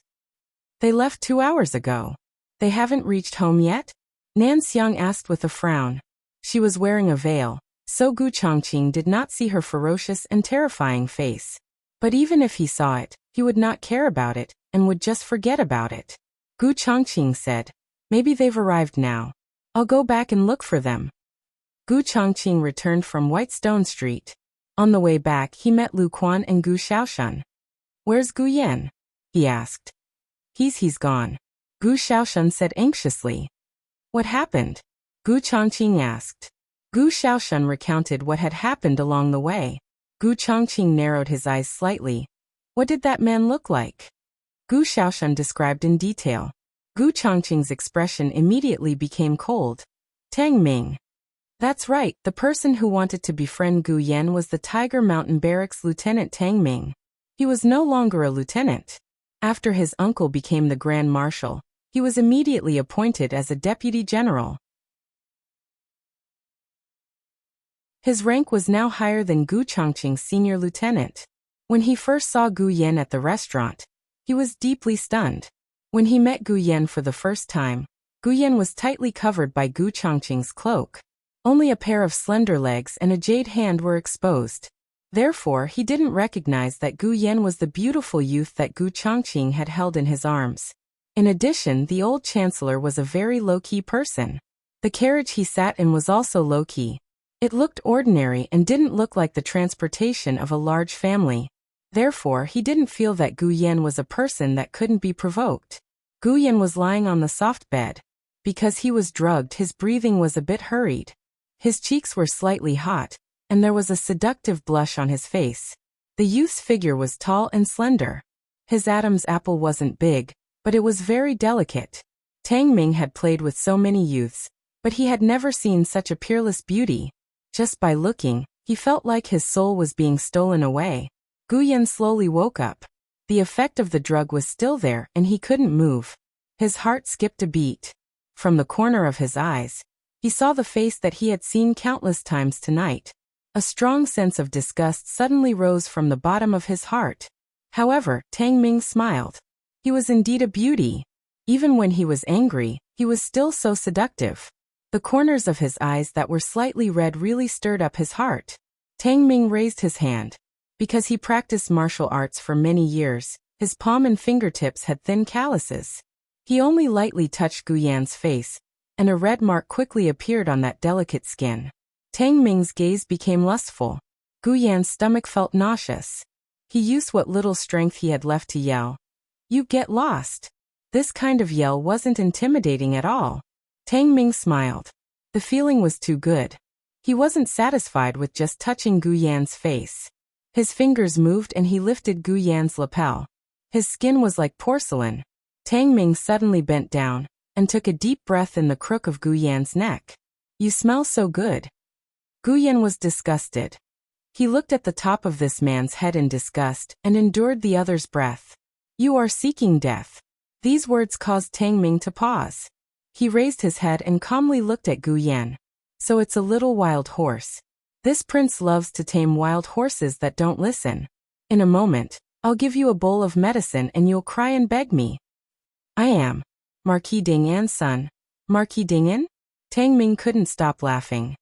How could Marquis Dingan's son sit in such a broken carriage? "Why don't you say you're Marquis Xianping's son?" Marquis Xianping's name was much more famous than Marquis Dingan. If this really was Marquis Xianping's son, Tang Ming didn't dare to touch him. As for Marquis Dingan thinking of Gu Chongqing, Tang Ming's expression darkened. That was also a hard nut to crack. However, he didn't remember Gu Chongqing having such a younger brother. Unless he was that stepmother's son. Gu Chongqing didn't get along with his stepmother. Even his stepmother's son and daughter were not very fond of them.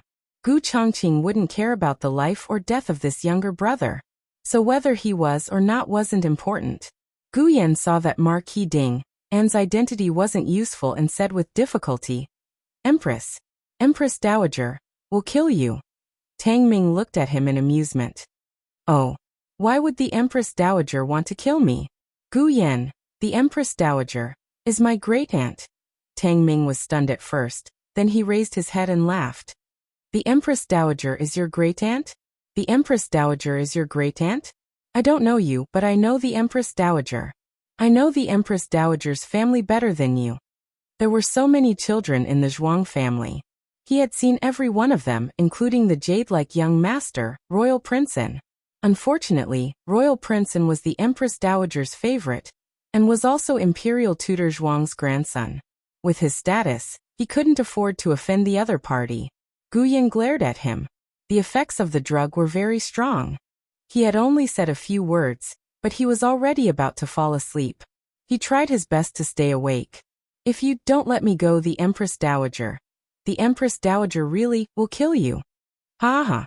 Tang Ming laughed arrogantly. "Whether or not the Empress Dowager will kill me, I don't know. Why don't I tell you who I am first? I am the nephew of the Grand Marshal of the land's armed forces. My uncle is the Empress Dowager's trusted aide. The first thing the Empress Dowager did when she returned to the capital was to promote my uncle from the great general of Agile Cavalry to the Grand Marshal of the land's armed forces. His military power is below Marquis Xianping. Tell me, will the Empress Dowager kill me? Just because she touched a little scholar like you?" Gu Yan didn't have the strength to speak anymore. His resistance just now had caused his face to redden even more. Tang Ming liked it very much. He lifted Gu Yan's chin. "Be good. Don't be afraid. I will treat you well. After you take this pill, you won't feel any discomfort." As he spoke, he took out a porcelain bottle from his bosom and poured out a dark red pill into his palm. Gu Yan gritted his teeth. Unfortunately, even if he hadn't been drugged, his little bit of strength wasn't enough in the eyes of an expert like Tang Ming, let alone the fact that he had been drugged. Tang Ming grabbed his chin and forced him to swallow the pill.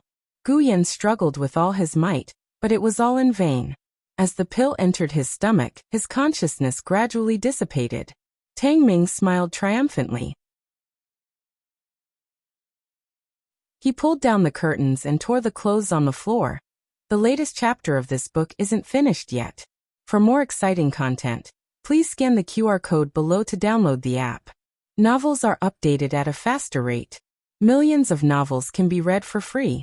Novels with connotations that can't be found online are all available here. https://www.zhbqg.com/89642_896428226/112592317. HTML Genius memorized this website's address in 1 second. www.zhbqg.com Biku Pavilion's mobile reading website.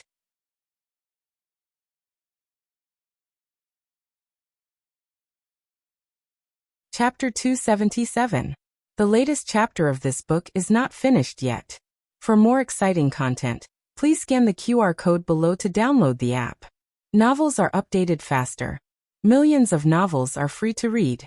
Novels with content that can't be found online are all available here.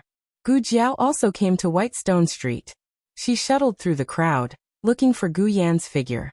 When she passed by a tea house, she vaguely felt that it was familiar, as if she had been here before. But she clearly hadn't. It was Gu Yan. He had been here before. Gu Jiao went back to the tea house to look. When she passed by a corner, her footsteps stopped. She looked at a spacious but secluded alley on the left. She didn't know why, but she suddenly couldn't breathe. She covered her stuffy chest. There was a burst of pain there. Yen. After Gu Changqing came out of Namfeng residence, he went back along Whitestone Street and also found this place. He saw Gu Jiao and urged his horse to rush over. Seeing that Gu Jiao's expression was not right, he hurriedly asked, "What's wrong?" Gu Jiao's hand that was holding her lapel tightened. She looked at the dark and boundless night in the east. Yen is there. Gu Changqing followed her gaze and looked into the distance. He retracted his gaze and stretched out his hand to her. "Come up." Gu Jiao grabbed his hand and jumped onto the horse. She held the saddle herself. Gu Changqing didn't have to worry about her falling like he was worried about Gu Yan. He pulled the reins tightly. "Go." The horse seemed to feel its master's mood and quickly galloped in the night. "Which way?" At the fork in the road, Gu Changqing asked Gu Jiao. Gu Jiao turned her head and looked. "This way." Gu Changqing's legs tightened around the horse's belly. He quickly rushed to the right side of the street. When he crossed the street and entered a luxurious alley, he guessed what was going on.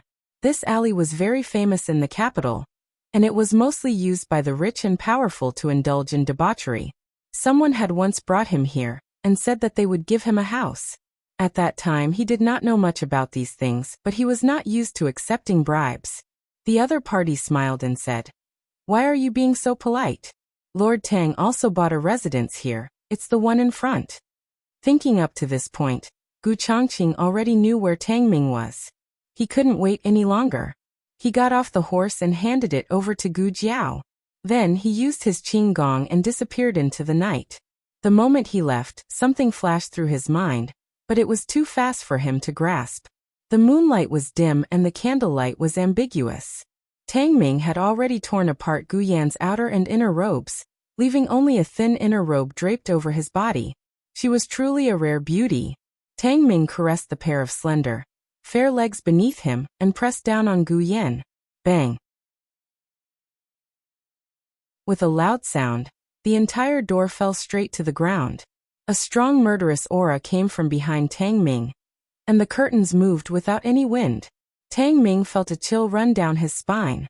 He raised his hand to grab the long sword by his pillow, but before he could touch it, a long whip pierced through the curtains and wrapped around his neck. He didn't even have time to resist before he was ruthlessly pulled up and thrown against the wall.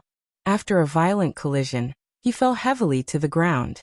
This fall was not light, and he was stunned for a long time before he got up. Gu Changqing dashed to the bed and lifted the curtains. When he saw Gu Yan's naked body, his gaze turned cold. He did not use the blanket on the bed to wrap Gu Yan up.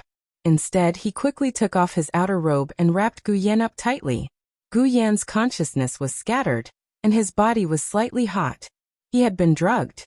Gu Changqing wanted to kill someone, but there was nothing more important than Gu Yan's life. He carried Gu Yan up, and Gu Yan lay weakly in his arms. "Don't," he said weakly. Gu Changqing's heart ached terribly. His arms that were holding Gu Yan were trembling uncontrollably. "It's me," he said softly.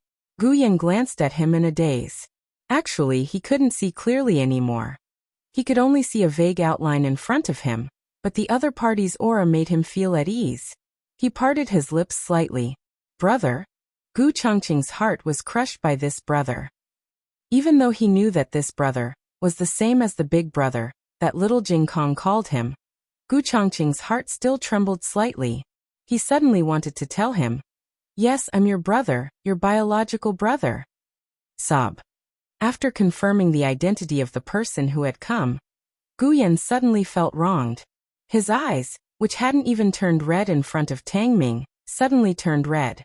The corners of his eyes and the tips of his eyebrows revealed an indescribable grievance. Gu Changqing's heart was instantly pierced into a sieve. He hugged Gu Yan's arm tightly. At this moment, he was about to lose all rationality. If Gu Yan's aura wasn't too weak, he really wanted to rush over and end Tang Ming. "Gu Changqing, it's you?" Tang Ming finally found some strength. He slowly got up from the ground, but before he could get up, he was kicked back down by Gu Changqing. He suddenly spat out a mouthful of blood. Gu Changqing looked at him with a murderous look. "Tang Ming, I'll settle this score with you." Tang Ming felt like he had seen a ghost. Why would Gu Changqing come here? Could it be that this brat? Tang Ming suddenly remembered that he had seen Gu Changqing riding a horse with a youth on the streets. Could it be that this little beauty in front of him was the youth that Gu Changqing had protected in his arms? What was their relationship? This brat said that he was Marquis Ding An's son. Could it really be? But didn't Gu Changqing only recognize his two younger brothers from the same mother? When had he cared about the life and death of a stepbrother? He looked so nervous, as if someone wanted to take his life. Was it necessary? Tang Ming had suffered some internal injuries. He clutched his aching abdomen and glared fiercely at Gu Changqing. He wiped the blood from the corner of his mouth with his other hand and sneered. "Isn't he just the son of a vixen? Don't you hate them? Why don't you give him to me? I'll discipline him for you." Tang Ming really didn't care about the child of his second wife. This kind of child wasn't favored in a normal family. Moreover, he had heard that Marquis Ding An's second wife didn't have a high status and had been neglected all these years. She brought her son to live in an estate. Since that was the case, who was Gu Changqing trying to show by putting on a protective look? Gu Yan's breathing was very unstable. Gu Changqing resisted the urge to fight Tang Ming, and finally glanced at Tang Ming. "If I were you, I would escape the capital overnight and never come back." "Heh," Tang Ming snorted disdainfully. If this had been in the past, Tang Ming might have been afraid of Gu Changqing threatening him like this. But now, his uncle was the Grand Marshal of the world's armed forces, and he had been promoted to Deputy General. Gu Changqing was just a small Hushan commandant. It wasn't enough to fill the gaps between his teeth. He wasn't afraid that Gu Changqing would go and complain. Although he was in the wrong in this matter, if it really got out, it would damage this young boy's reputation.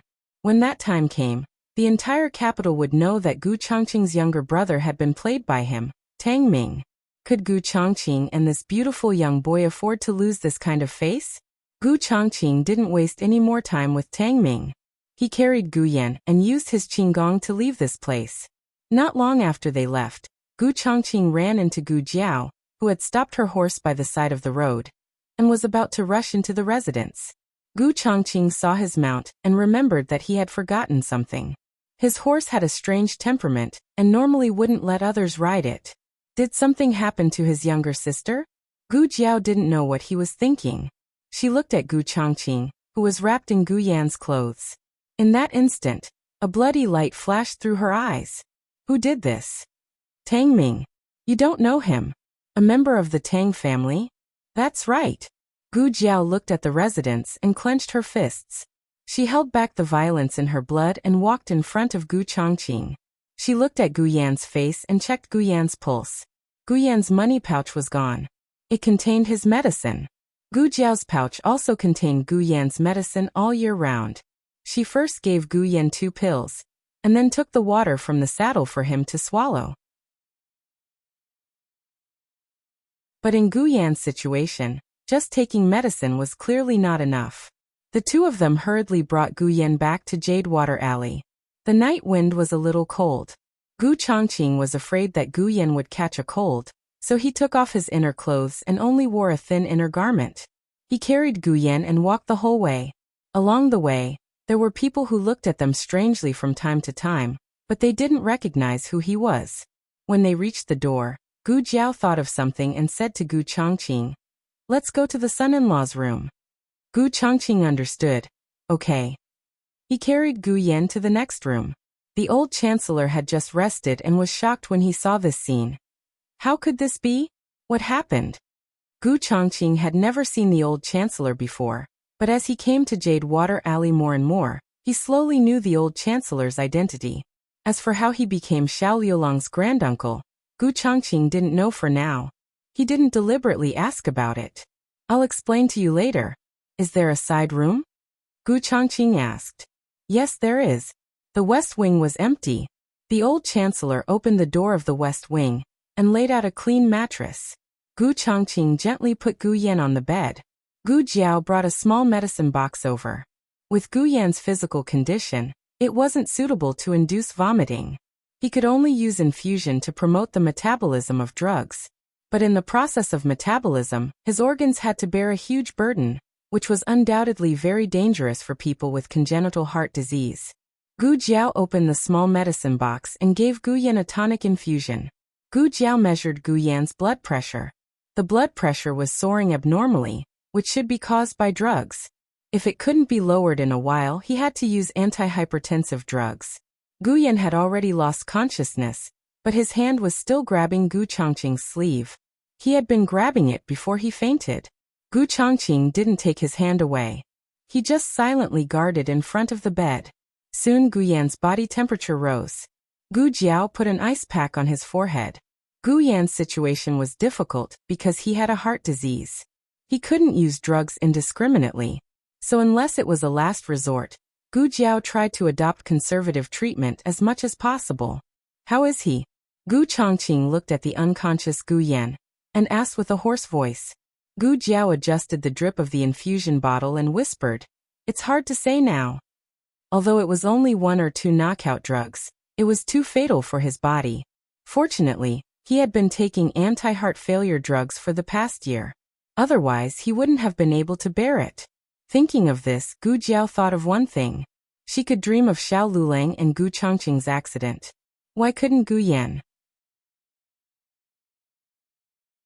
She wasn't sure if Gu Chongqing and Xiao Liulong's accident would appear in her dream in advance, but at least she dreamed of it. But Gu Yan didn't dream of it even once. It couldn't be that Gu Yan wasn't close enough to her. She and Gu Yan were twins. They had the most intimate and difficult relationship in the world. Could it be that they were too close? In addition, she also realized that she couldn't predict her own danger. It was the same when the brothel collapsed, and it was the same when she was crushed under the roof with her great-aunt. She couldn't predict her own fate. Could it be that because she and Gu Yan were twins, she couldn't predict Gu Yan's fate? If that was the case, then Gu Yan's hidden guards would have to be recalled to the capital. After Tang Ming was beaten up by Gu Chongqing, he was no longer in the mood to play and rode his horse back to Tang Manor. Tang Manor was no longer a general's manor, but a marshal's manor. The courtyard was much more imposing. Tang Ming stood in front of 2 majestic stone lions. He straightened his clothes and brushed his sleeves to make sure no one would notice that he was fooling around. Only then did he step into the manor. Tang Yueshan had just finished practicing his swordsmanship in the courtyard. A servant handed him a towel. He took it and wiped the sweat off his forehead. Panting, he asked, "Is Minger back yet?" The servant replied. Replying to master, he hasn't. Perhaps he was delayed by official business. Recently, too many people have come to our residence to visit.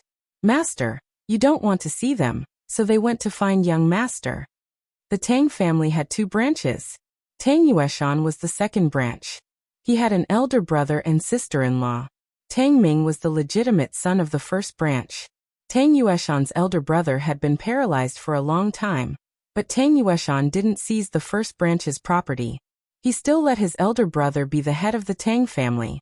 His marshal's manor was next door to the Tang family. In the eyes of outsiders, the 2 families were still the same. Tang Yueshan didn't have any sons, only a few daughters. Everyone in the manor knew how much Tang Yueshan doted on his nephew. In the future, Tang Ming would not only inherit the first branch's property, but also Tang Yueshan's power.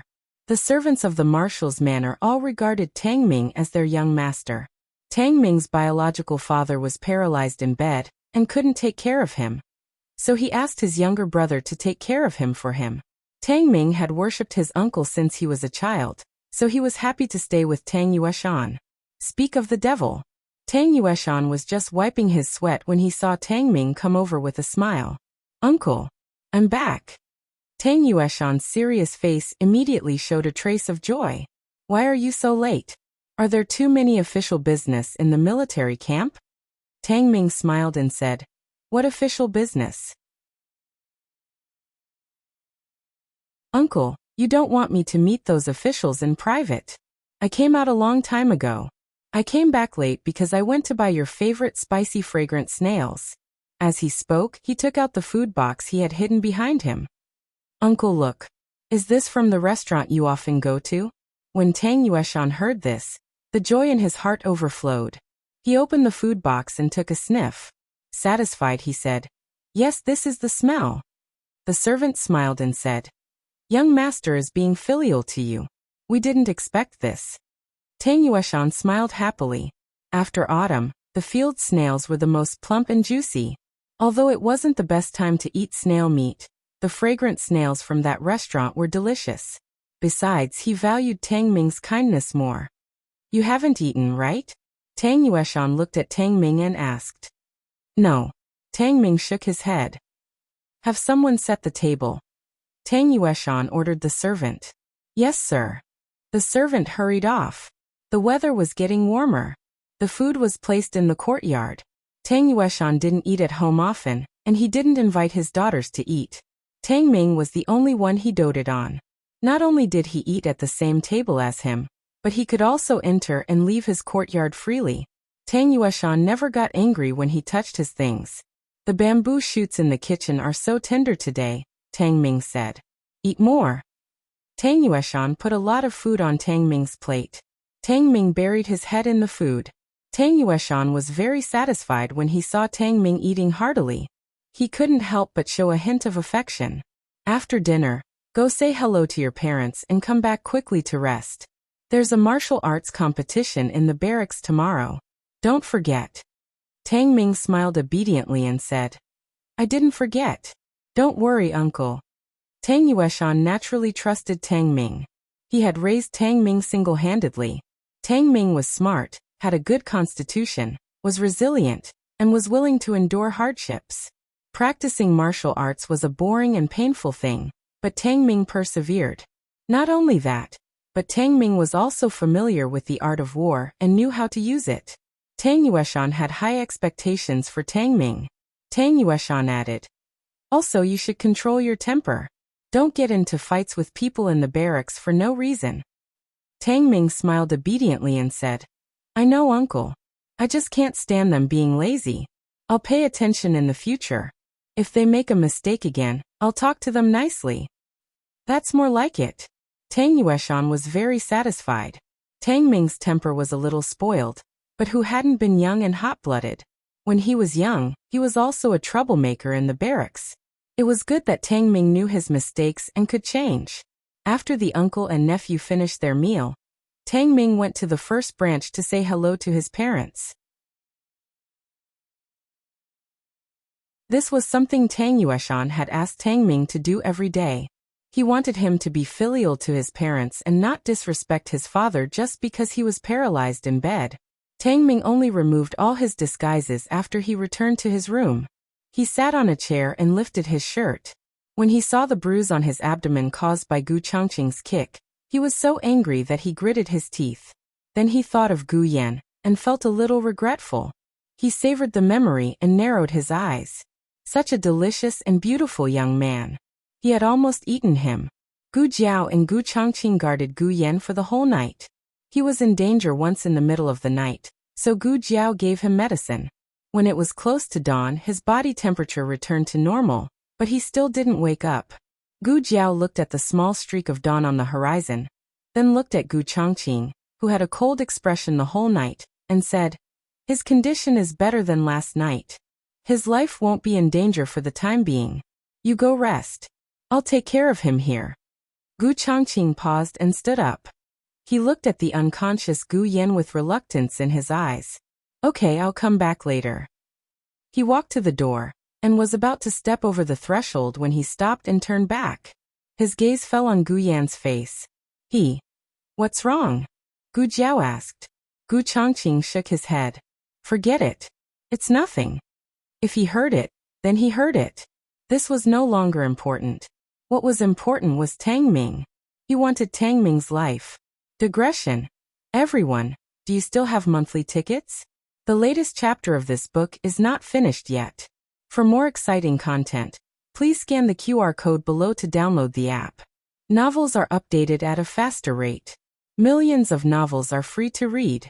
Novels with content that can't be found online are all available here. https://www.zhbqg.com/89642_8964286/112566466. HTML Genius memorized this website's address in 1 second. www.zhbqg.com Bikugo mobile reading website. You're tuning in to the Earbook Haven YouTube channel. Don't forget to subscribe and join us on this journey to catch the most captivating stories.